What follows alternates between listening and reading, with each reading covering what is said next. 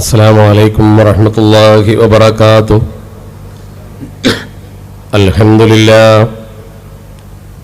അൽഹംദുലില്ലാഹി നഹ്മദുഹു വനസ്തഈനുഹു വനുഅ്മിനു ബിഹി വനതവക്കലു അലൈഹി വനഊദു ബില്ലാഹി മിൻ ശുറൂരി അൻഫുസിനാ വമിൻ സയ്യിആതി അഅ്മാലിനാ.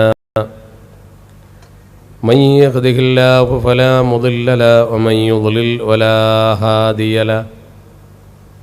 ونشهد أن لا إله إلا الله وحده لا شريك له ونشهد أن سيدنا محمدا صلى الله عليه وسلم عبده ورسوله أرسله إلى كافة الخلق ليظهره على الدين كله ولو كره المشركون.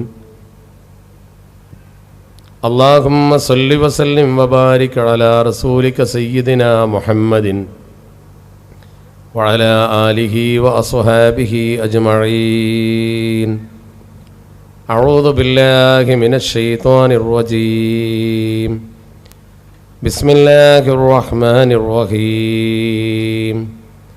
ثم جعلناك على شريعة من الأمر فاتبعها ولا تتبع أهواء الذين لا يعلمون. صدق الله مولانا العلي العظيم. സ്നേഹാദരവുകളുള്ള നമ്മുടെ ഈ അനുഗ്രഹീതമായ വേദിയുടെ അധ്യക്ഷപദം അലങ്കരിക്കുന്ന അഭിവന്ദനായ ഫാദിൽ ബാക്കവി, നമ്മുടെ ഈ ചടങ്ങിന് സ്വാഗത പ്രഭാഷണം നിർവഹിച്ച ബഹുമാന്യനായ അബ്ദുൽ അസീസ് ഫൈസി തില്ലങ്കേരി, ഖിറാത്ത് നിർവഹിച്ച ബഹുമാനപ്പെട്ട ഷക്കീബ് അൽ ഖാസിമി, ബഹുമാനപ്പെട്ട പി അബ്ദുറഹ്മാൻ നാജി, അതുപോലെ തന്നെ ഈ പരിപാടിയിൽ സംബന്ധിച്ചു കൊണ്ടിരിക്കുന്ന ഹമീദ് ദാരിമി, സക്കരിയ സഅദി, മുനീർ ഫൈസി, ഇ കെ ഖാദർ തില്ലങ്കേരി, ടി മമ്മു, കെ കരീം, ദാവൂദ് തുടങ്ങി മുസ്തഫ ലത്തീഫി അടക്കമുള്ള വേദിയിലെ പ്രിയപ്പെട്ട യുവ പണ്ഡിത സഹോദരങ്ങളെ, നമ്മുടെ ഈ മഹത്തായ ചടങ്ങിൽ സംബന്ധിച്ചിട്ടുള്ള ബഹുമാന്യരായ കാരണവന്മാർ, യുവാക്കൾ, വിദ്യാർത്ഥികൾ, സഹോദരിമാർ, അല്ലാഹു സുബ്ഹാനഹു വ തആല നമ്മുടെ ഒരുമിക്കൽ ഒരു ഖൈറായ അമലായി കബൂൽ ചെയ്യുമാറാവട്ടെ. അല്ലാഹുവേ, ഞങ്ങളിൽ നിന്ന് മരണപ്പെട്ടു പോയ ഞങ്ങളുടെ ബന്ധുക്കൾ, മിത്രങ്ങൾ, മാതാപിതാക്കൾ, ഗുരുനാഥന്മാർ എല്ലാവരെയും നിൻ്റെ സ്വർഗ്ഗലോകത്ത് കണ്ടുമുട്ടുന്ന സജ്ജനങ്ങളിൽ ഞങ്ങളെ ഉൾപ്പെടുത്തി തരണേ തമ്പുരാനെ. ഈ മഹത്തായ നസീഹ 2016 സംഘടിപ്പിച്ചവർക്ക് ഏതൊരു ലക്ഷ്യത്തോടു കൂടിയാണോ ഇത് സംഘടിപ്പിക്കുന്നത് അതിൻ്റെ ലക്ഷ്യപൂർത്തീകരണത്തിന് ആവശ്യമായ എല്ലാ സഹായങ്ങളും സഹകരണങ്ങളും നീ ഇറക്കി കൊടുക്കണേ തമ്പുരാനെ.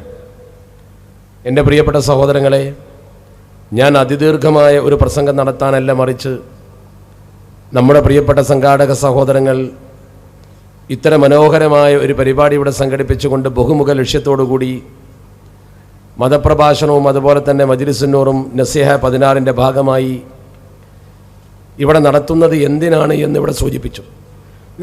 നല്ല ഒരു ദീനീ കലാലയം ലക്ഷ്യം വെച്ചുകൊണ്ട്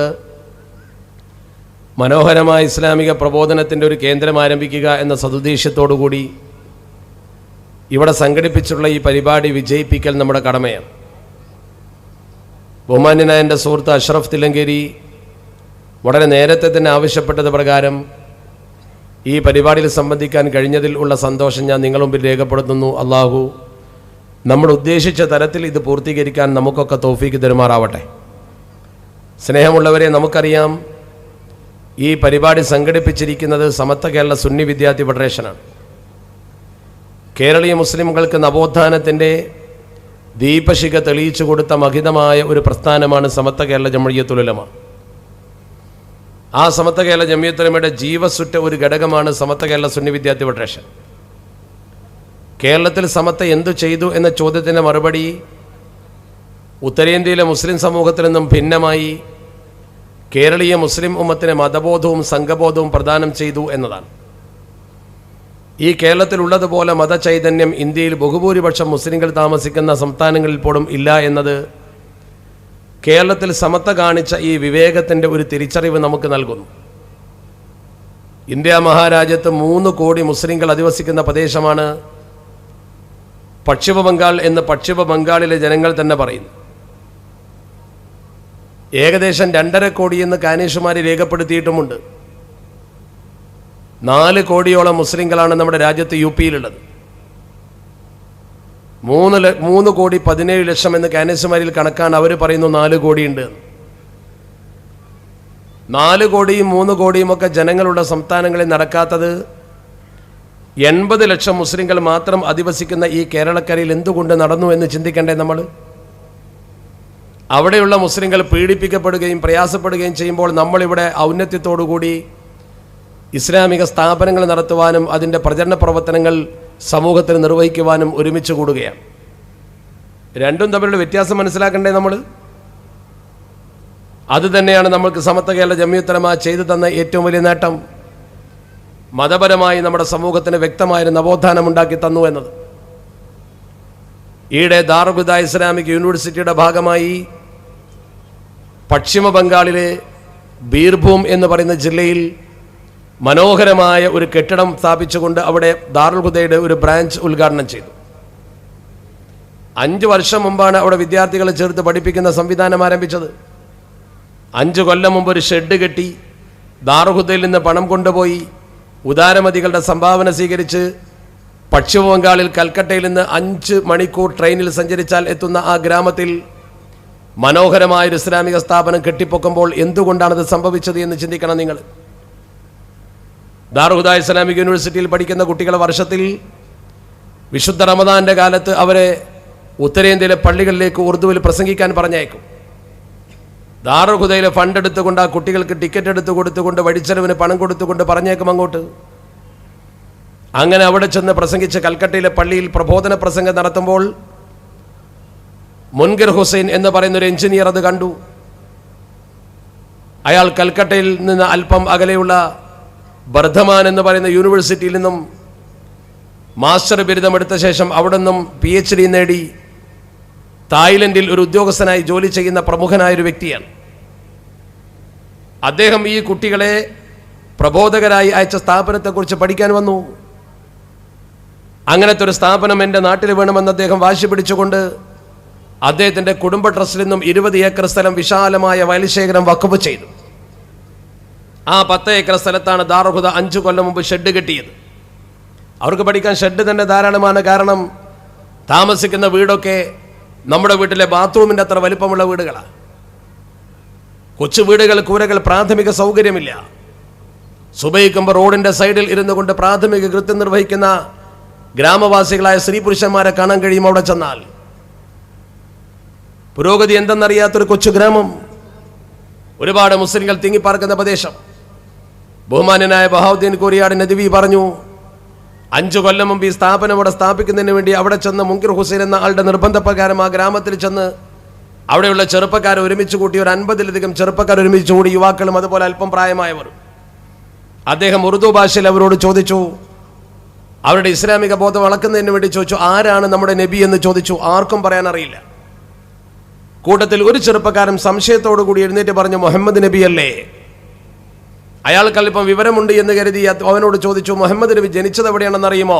അവന് യാതൊരു സംശയം ഉണ്ടായിരുന്നില്ല, കേരളത്തിലാണ് എന്ന് അവൻ ഉറപ്പിച്ചു പറഞ്ഞു. അതാണ് അവൻ്റെ മതബോധം, അതാണ് അവരുടെ ഇസ്ലാമിക ബോധം. ആ ഇസ്ലാമിക ബോധമില്ലാത്ത പ്രദേശത്ത് ദീനിൻ്റെ ചൈതന്യം എത്തിച്ചു കൊടുക്കാൻ നമുക്ക് കഴിഞ്ഞത് നമുക്കൊരു സ്ഥാപനവും അനുബന്ധ പ്രവർത്തനങ്ങളും ഉണ്ടായതുകൊണ്ടാണ്. സമത്വ കേരള ജംഇയ്യത്തുൽ ഉലമ ചെയ്ത സേവന പ്രവർത്തനത്തിൻ്റെ മഹിതമായ ആശയമാണ് നമ്മളവിടെ കാണുന്നത്. നമ്മളതൊന്നും കൊട്ടിഘോഷിക്കാറില്ല. ആ സ്ഥാപനത്തിൽ നിന്ന് 130-ൽ പരം കുട്ടികൾ പഠിക്കുന്നു. 5 കൊല്ലം പിന്നിട്ട ആ കുട്ടികളുടെ പഠന നിലവാരം അത്ഭുതാവഹമാണ്. ദഅവത്തെത്തിയാൽ മാറ്റം വരുമെന്നതിൻ്റെ വ്യക്തമായ സൂചന. ആ ആളുകൾ ജീവിച്ചിരുന്ന ജീവിത നിലവാരത്തിൽ നിന്നും അവർ മാറി ഇസ്ലാമിൻ്റെ ബാലപാഠങ്ങൾ പഠിച്ചുകൊണ്ട് മുന്നോട്ട് വരുന്ന സാഹചര്യത്തിലേക്ക് അവർ കാലെടുത്ത് വെച്ച് കഴിഞ്ഞിരിക്കുന്നു. എന്താണ് അതിൻ്റെ പ്രത്യേകത നോക്ക് നിങ്ങൾ.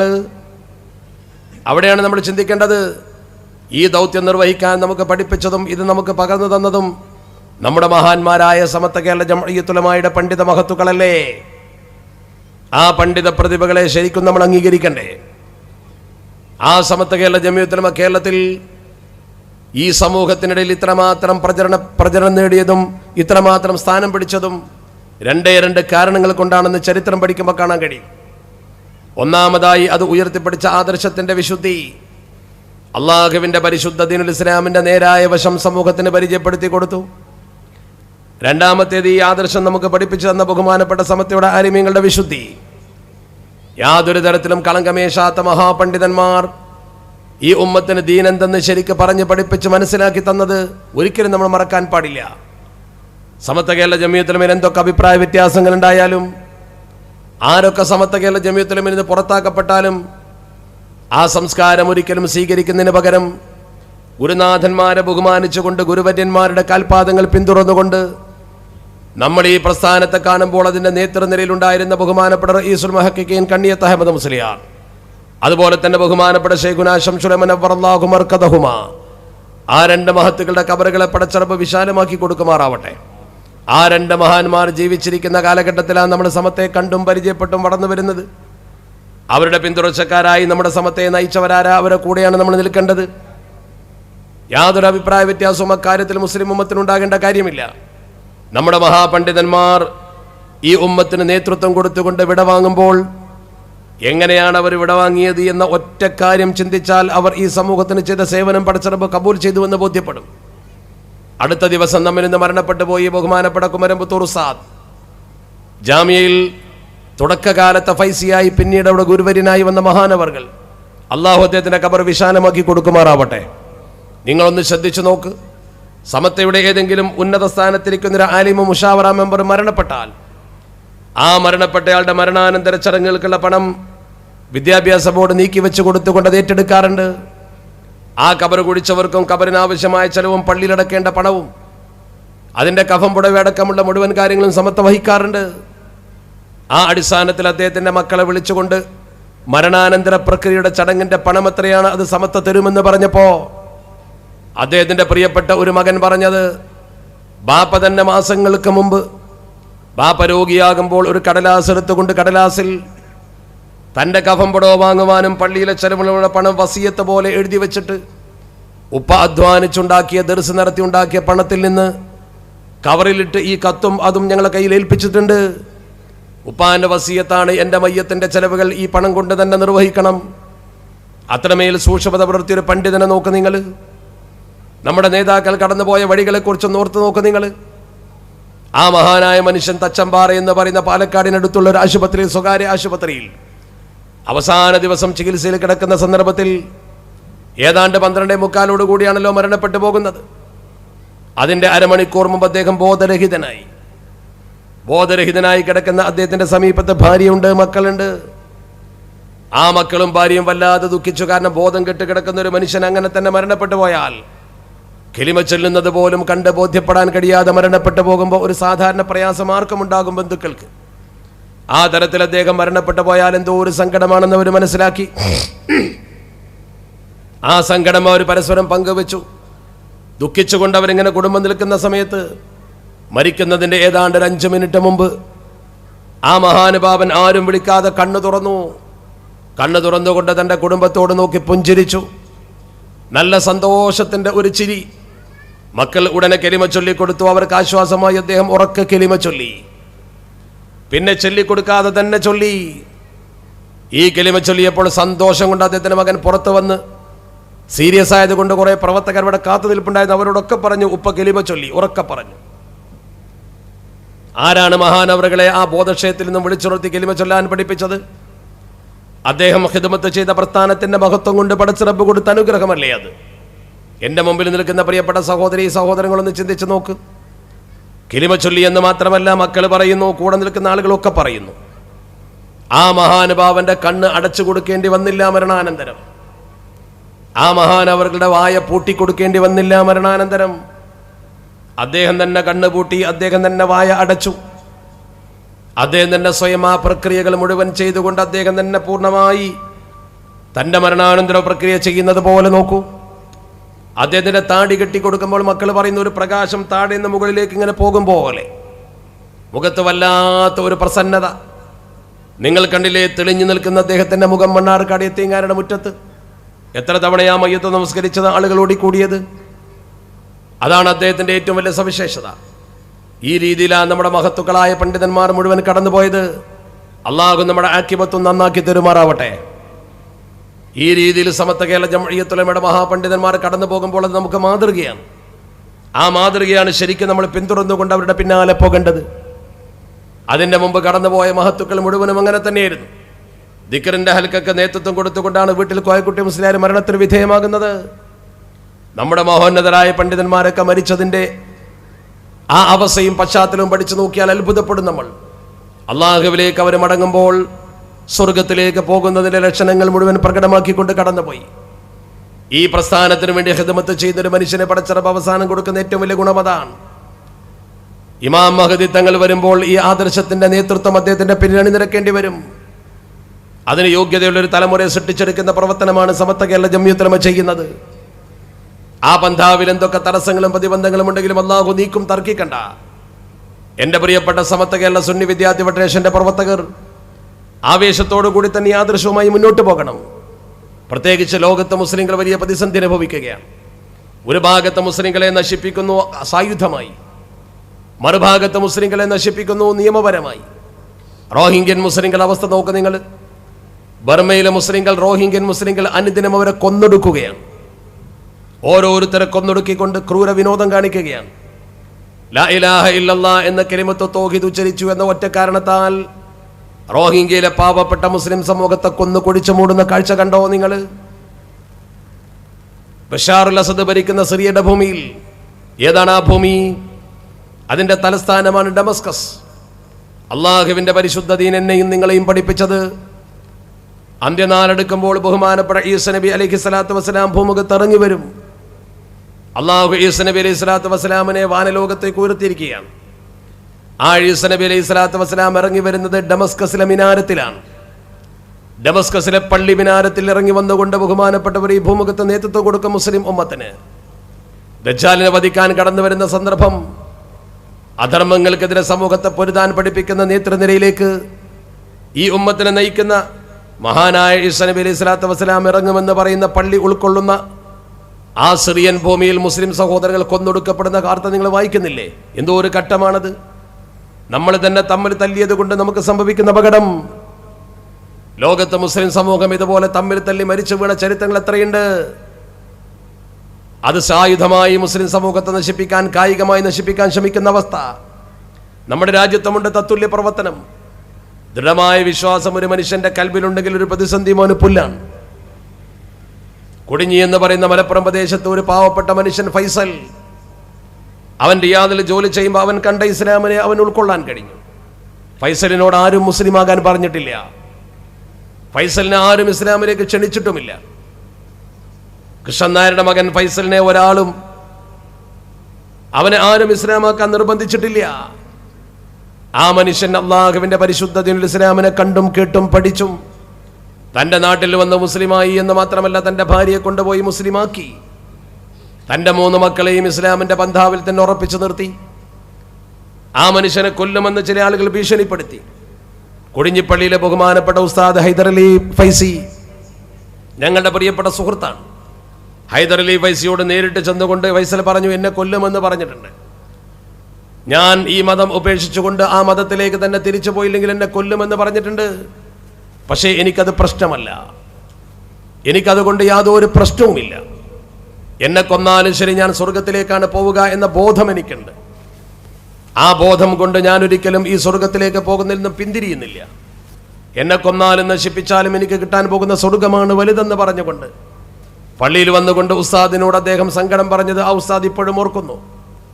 പിന്തിരിയാൻ അവൻ തയ്യാറായിരുന്നില്ല. തൗഹീദ് അവൻ്റെ മനസ്സിൽ മാറ്റൊരുപോലെ ഉറച്ചിരുന്നു. അതിനെ മാറ്റുരക്കാൻ കഴിയില്ല. കൊല്ലുമെന്ന് പറഞ്ഞപ്പോൾ എന്തുകൊണ്ട് ഫൈസൽ മാറി ചിന്തിച്ചില്ല? ഓർക്കുന്നോ നിങ്ങൾ?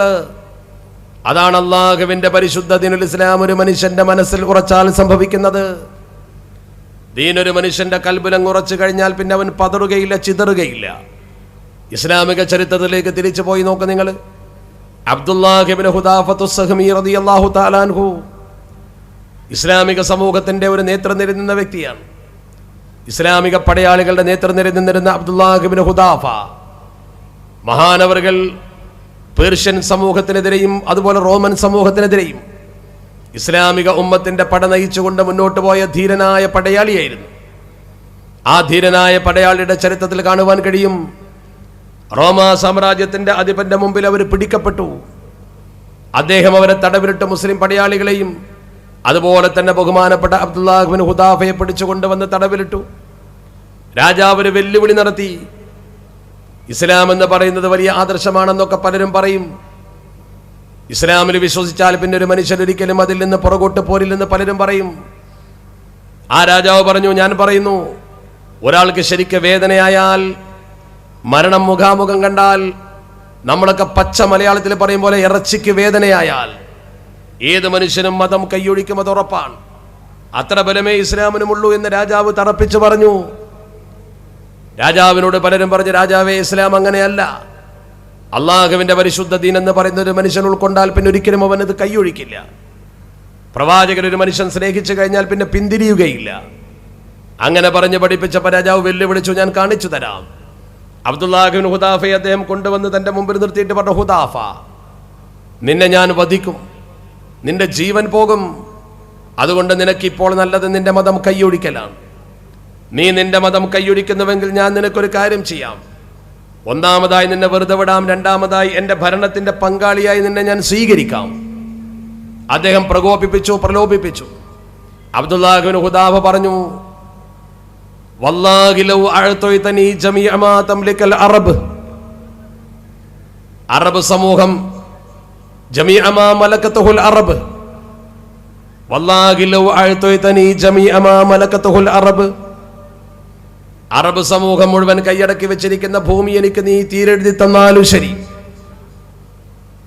അതുപോലെ തന്നെ നിന്റെ കയ്യിലുള്ള ജമീഅ മാ തംലിക്, നീ നിന്റെ കയ്യിൽ വെച്ചിരിക്കുന്ന അധികാരം എനിക്ക് നീ മുഴുവൻ തന്നാലും പകുതിയല്ല. നീ പറഞ്ഞത് എന്നെ പങ്കാളിയാക്കാമെന്നല്ലേ? നിന്റെ ഭൂമി മുഴുവനും അതുപോലെ അറബികൾ കൈയടക്കി വെച്ച ഭൂമി മുഴുവനും എനിക്ക് നീ അധികാരത്തിൽ തന്നാലും ശരി. ഹത്താ അർജിഅ അൻ ദീനി മുഹമ്മദിൻ തർഫത ഐൻ, മുഹമ്മദ് നബിയുടെ മതത്തിൽ നിന്നും ഒരു ഇഞ്ച് വ്യതിചലിക്കാൻ വേണ്ടി നീ എനിക്ക് ഇതൊക്കെ തന്നാലും ശരി. മാ ഫഅൽതു, ഞാൻ ഒരിക്കലും ഇസ്ലാമിൽ നിന്ന് വ്യതിചലിക്കുന്ന പ്രശ്നമേ ഇല്ല. ഇന്നനീ മുസ്ലിമും, ഞാനൊരു മുസ്ലിമാണ്. നീ എനിക്ക് എന്ത് തന്നാലും ഞാൻ വ്യതിചലിക്കില്ല. ആ സന്ദർഭത്തിൽ എൻ്റെ പ്രിയപ്പെട്ട സഹോദര സഹോദരിമാരെ ചിന്തിക്കണം. ആ സന്ദർഭത്തിൽ ബഹുമാനപ്പെട്ട അബ്ദുല്ലാഹ് ഇബ്നു ഹുദാഫയെ ഒരു വലിയ കുരിശ് കൊണ്ടുവന്ന കുരിശിന്മേൽ കയറ്റി നിർത്തിക്കൊണ്ട് രാജാവ് പറഞ്ഞു, അമ്പയ്യണം. അവൻ്റെ കയ്യിലേക്ക് നിങ്ങൾ അമ്പയ്യണം, കാലിലേക്ക് നിങ്ങൾ അമ്പയ്യണം. പക്ഷേ അവനെ നിങ്ങൾ കൊല്ലാൻ പാടില്ല.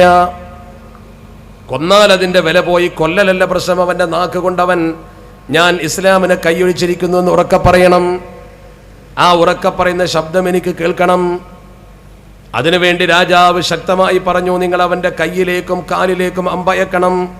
കൊല്ലും വിധം അമ്പയ്യാൻ പാടില്ല. ഒരു മനുഷ്യനെ കുരിശിൽ കയറ്റി നിർത്തിക്കൊണ്ട് കൈകാലുകൾ ബന്ധിച്ചുകൊണ്ട് അമ്പെയ്തു. കൈവെള്ളയിലേക്ക് അമ്പ് തറച്ചപ്പോൾ രാജാവ് ചോരൊലിച്ചപ്പോൾ ചോദിച്ചു, തെനസർ, നിനക്ക് നിന്റെ മതം വിട്ടുകൊണ്ട് എൻ്റെ മതമാകുന്ന ക്രൈസ്തവതയിലേക്ക് പോരാൻ പറ്റുമോ? ആ സമയത്ത് അദ്ദേഹം കഴുമരത്തിൽ നിന്നുകൊണ്ട് പറഞ്ഞു, വല്ലാഹി ഇന്നൽ മൗത ല അഹബ്ബു ഇലയ്യ അൽഫ മറത്തിൻ മിമ്മാ തദ്ഊനി ഇലൈഹി, 1000 തവണ മരിക്കലാണ് നീ ക്ഷണിക്കുന്ന മതത്തിലേക്ക് വരുന്നതിനേക്കാൾ എനിക്ക് പ്രിയങ്കരം. വല്ലാഹി ഇന്നൽ മൗത ല അഹബ്ബു ഇലയ്യ മിമ്മാ തദ്ഊനി ഇലൈഹി. ആവർത്തിച്ചുകൊണ്ട് ഓരോ അമ്പ് തട്ടുമ്പോഴും അത് പറഞ്ഞ് പതറിയില്ല, ചിതറിയില്ല, കരഞ്ഞില്ല. ഒരു കാരണവശാലും ആ മനുഷ്യൻ തന്റെ മതം വേദനിപ്പിച്ചത് കൊണ്ട് കൈവിടില്ലെന്ന തോന്നലുണ്ടായപ്പോൾ രാജാവ് പറഞ്ഞു, അവനെ താഴെ ഇറക്കണം. മഹാനായ അബ്ദുല്ലാഹ് ഇബ്നു ഹുദാഫത്തു സുഹ്മി റളിയല്ലാഹു തആല അൻഹുവിനെ താഴെ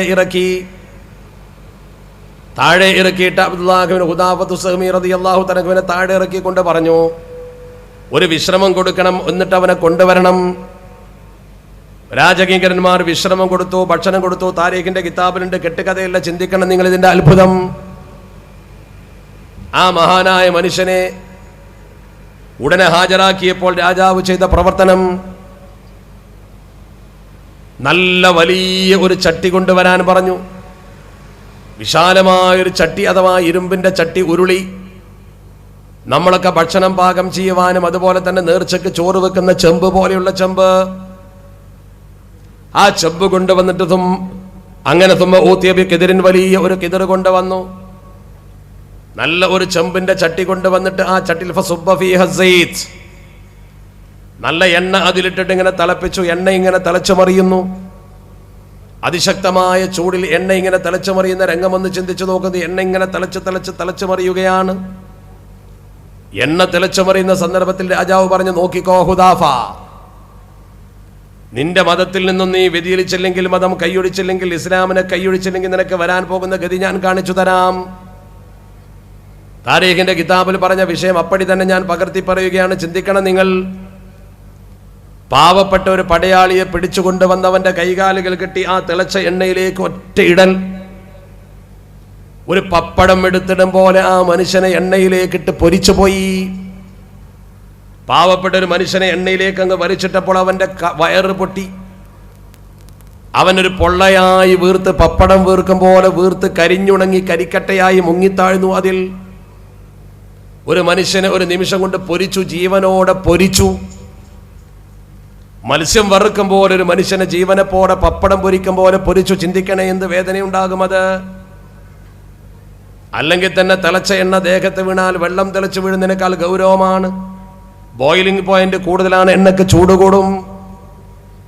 എന്റെ ശബ്ദം കേൾക്കുന്ന ഉമ്മമാരും ഉപ്പമാരും ശ്രദ്ധിച്ചോ. ഇത് കണ്ടു അബ്ദുല്ലാഹ് ഇബ്നു ഹുദാഫ. ഹുദാഫ എന്ന് പറയുന്ന ഈമാനികാവേശമുള്ള മനുഷ്യനോട് പറഞ്ഞു, ഹുദാഫ, നിനക്ക് വരാൻ പോകുന്ന ഗതി ഇതാണ്. നിന്നെ ഇതുപോലെ കൊല്ലാൻ പോവുകയാണ്. തന്നെ ഇതുപോലെ ഈ എണ്ണയിലിട്ട് കൊണ്ട് പൊരിക്കാൻ പോകുന്നെന്ന് വിവരം അദ്ദേഹം അറിഞ്ഞിട്ടും ഒന്നും പറഞ്ഞില്ല. മതം കൈയൊഴിച്ചാൽ നിനക്ക് രക്ഷപ്പെടാമെന്ന് പറഞ്ഞപ്പോൾ കൈയൊഴിച്ചില്ല. ഇന്നനീ മുസ്ലിമുൻ, ഞാൻ മുസ്ലിമാണ്, ഞാൻ മുസ്ലിമാണെന്ന് അടിവരയിട്ട് പറഞ്ഞുകൊണ്ട് ആ മനുഷ്യൻ ഗൗരവത്തോടെ നിന്നു. അവസാനം എന്ത് സംഭവിച്ചു ശ്രദ്ധിക്കണേ നിങ്ങൾ. അബ്ദുല്ലാഹ് ഇബ്നു ഹുദാഫയുടെ മനസ്സ് മാറില്ലെന്ന് കണ്ടപ്പോൾ രാജാവ് പറഞ്ഞു, അവനെ പിടിച്ചുകെട്ടി എണ്ണയിലേക്കിടൂ. ഹുദാഫയെ പിടിച്ചുകെട്ടി എണ്ണയിലേക്കിടുന്നതിന് വേണ്ടി രാജാവിൻ്റെ കൽപ്പന പ്രകാരം കിങ്കരന്മാർ പിടിച്ചുകൊണ്ട് അദ്ദേഹത്തെ പൊക്കുകയാണ്. അദ്ദേഹത്തെ പിടിച്ചു പൊക്കി എണ്ണയിലേക്ക് അങ്ങ് വലിച്ചിടാൻ പോകുന്ന സന്ദർഭത്തിൽ അദ്ദേഹത്തിൻ്റെ കണ്ണിൽ നിന്നും 2 തുള്ളി കണ്ണുനീര് വീണു കരഞ്ഞുപോയി. സങ്കടം കൊണ്ട് കരഞ്ഞപ്പോൾ അവർ തെറ്റിദ്ധരിച്ചു, ഇയാൾക്ക് മനപരിവർത്തനം വന്നിട്ടുണ്ട്, മതം കൈയൊടിക്കാൻ തയ്യാറാണ്, ജീവനിൽ പേടിയുണ്ട്. മരിക്കുമെന്ന് വന്നപ്പോൾ കരഞ്ഞല്ലോ. ഉടനെ തന്നെ അവർ രാജാവിനെ വിവരമറിയിച്ചു. കരഞ്ഞിട്ടുണ്ട് അയാൾ. രാജാവിന് സന്തോഷമായി. രാജാവ് ഇതുവരെ ആഗ്രഹിച്ചത് ഇയാളെ കൊല്ലാനല്ല, മറിച്ച് ഇസ്ലാമിനെ കൈയൊടിക്കാനുള്ളൊരു മനസ്സയാൾക്കുണ്ടോ, ഇസ്ലാം അത്ര വലുതല്ല എന്ന് തെളിയിക്കാൻ അത് മതിയല്ലോ. ആ കാരണത്താൽ അദ്ദേഹത്തോട് പലവട്ടം ചോദിച്ചിട്ടും മർദ്ദിച്ചിട്ടും ഇസ്ലാമിനെ കൈയൊടിച്ചില്ലെങ്കിൽ ഇപ്പൊ കരഞ്ഞല്ലോ. രാജാവ് സന്തോഷത്തോടെ ഓടി വന്നു. സന്തോഷത്തോടെ അയാളെ പിടിച്ചുകൊണ്ട് ചോദിച്ചു, സഹോദരാ, നിനക്ക് എന്തുകൊണ്ട് നേരത്തെ ഇതായിക്കൂടായിരുന്നു? നിന്നോട് ഞാൻ നേരത്തെ പറഞ്ഞല്ലോ ഈ മതമൊന്ന് കൈയൊടിക്കാൻ. പക്ഷേ അദ്ദേഹം തയ്യാറായിരുന്നില്ലല്ലോ. രാജാവിനോട് അദ്ദേഹം ചോദിച്ചു, ഇപ്പോഴെന്തേ? ഇപ്പോഴും ഞാൻ തയ്യാറായിട്ടില്ലല്ലോ, ഞാൻ എൻ്റെ മതം കൈയൊടിച്ചിട്ടില്ല. ഇന്നനീ മുസ്ലിമുൻ വല്ലാഹി ഇന്നൽ മൗത ലഅഹബ്ബു ഇലയ്യ മിമ്മാ തദ്ഉനി ഇലൈഹി. അതൊരു വല്ലാത്ത ഗൗരവമുള്ള വാക്കല്ലേ. ഉടനെ തന്നെ രാജാവ് ചോദിച്ചു, പിന്നെ എന്തിനാ നീ കരഞ്ഞത്? നിന്റെ കണ്ണിൽ കണ്ണുനീര് കണ്ടല്ലോ. അബ്ദുല്ലാഹ് ഇബ്നു ഹുദാഫത്ത് സഹ്മി റളിയല്ലാഹു തആല അൻഹുമാ പറഞ്ഞു, ഞാൻ കരഞ്ഞത് ഒരൊറ്റ കാരണം കൊണ്ടാണ്. എന്നെ നീ കൊണ്ടുപോയി ഈ ചട്ടിയിലിട്ട് വറുത്താൽ എൻ്റെ ജീവിതം അവസാനിച്ചു പോയി. കേൾക്കണേ എൻ്റെ പ്രിയ സുഹൃത്തുക്കളെ, ദീനിനു വേണ്ടി ഞാൻ ഒരു വട്ടം മരിച്ചാൽ എൻ്റെ ജീവൻ പോയല്ലോ. പിന്നെ എനിക്ക് അല്ലാഹുവിൻ്റെ പരിശുദ്ധ ദീനുൽ ഇസ്ലാമിന് വേണ്ടി മരിക്കാൻ കഴിയില്ലല്ലോ. അതുകൊണ്ട് ലഖദ് കുന്തു അസ്തഹി, ഞാൻ ആഗ്രഹിച്ചു പോയി,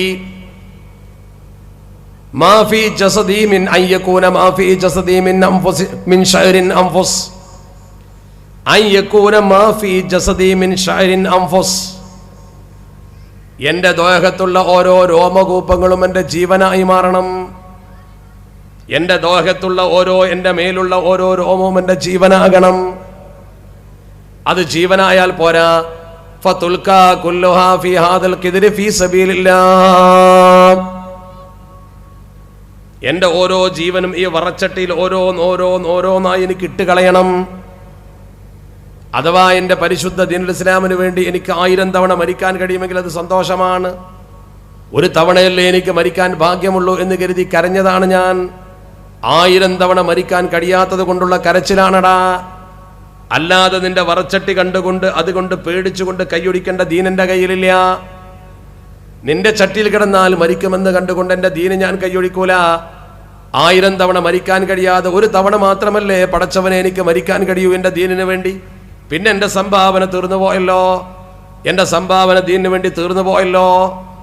ജീവൻ പോയത് കൊണ്ടല്ല, ഇനിയും ദീനിന് വേണ്ടി ഒന്നും കൊടുക്കാൻ കഴിയാത്തവനാകുന്നത് കൊണ്ടുള്ള കരച്ചിലാണ്. 1000 തവണ നിനക്കെന്നെ മരിപ്പിക്കാൻ കഴിയുമോ? ഞാൻ മുസ്ലിമാണ്, മുസ്ലിമാണ്, മുസ്ലിമാണ്. രാജാവ് വിറച്ചുപോയി. താരീഖിന്റെ കിതാബിലുണ്ട്.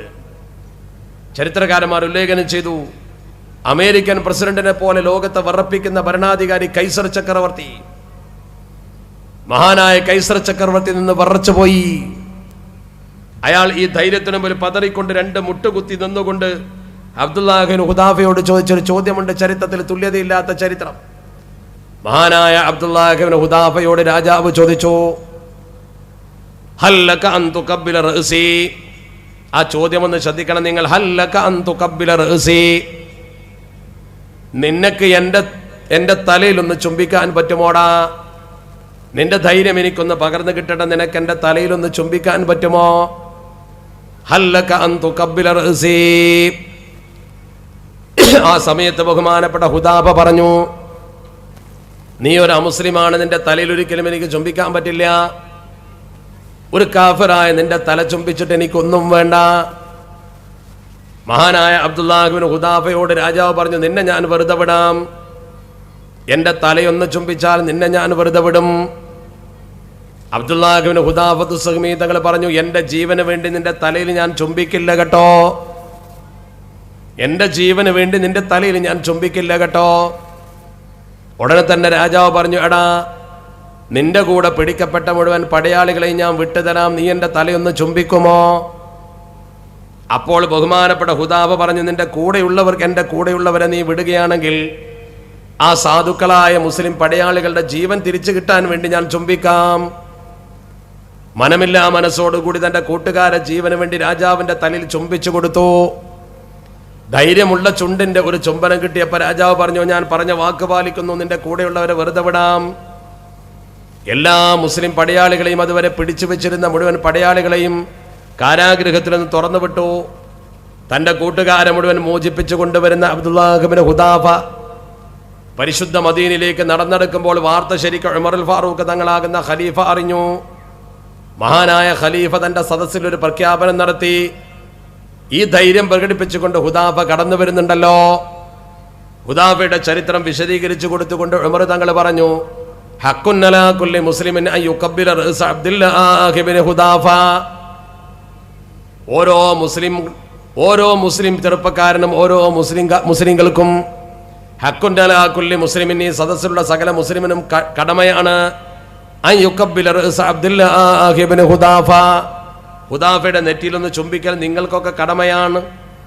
അത്ര വലിയ ധൈര്യമാണ് അയാൾ പരിശുദ്ധ ദീനിന് വേണ്ടി നിർവഹിച്ചത്. ചുംബിക്കണം നിങ്ങൾ. വഅന അബ്ദഉ ബിദാലിക, ഉദ്ഘാടനം ഞാൻ ചെയ്യും എന്ന് പറഞ്ഞുകൊണ്ട് ഹുദാഫ വന്നപ്പോൾ കെട്ടിപ്പിടിച്ചുകൊണ്ട് ഉമർ തങ്ങൾ ചുംബിച്ചു. മഹാനായ ഉമർ തങ്ങൾ ചുംബിച്ചപ്പോൾ എല്ലാവരും ഹുദാഫയുടെ നെറ്റിത്തടത്തിൽ ചുംബിച്ചു.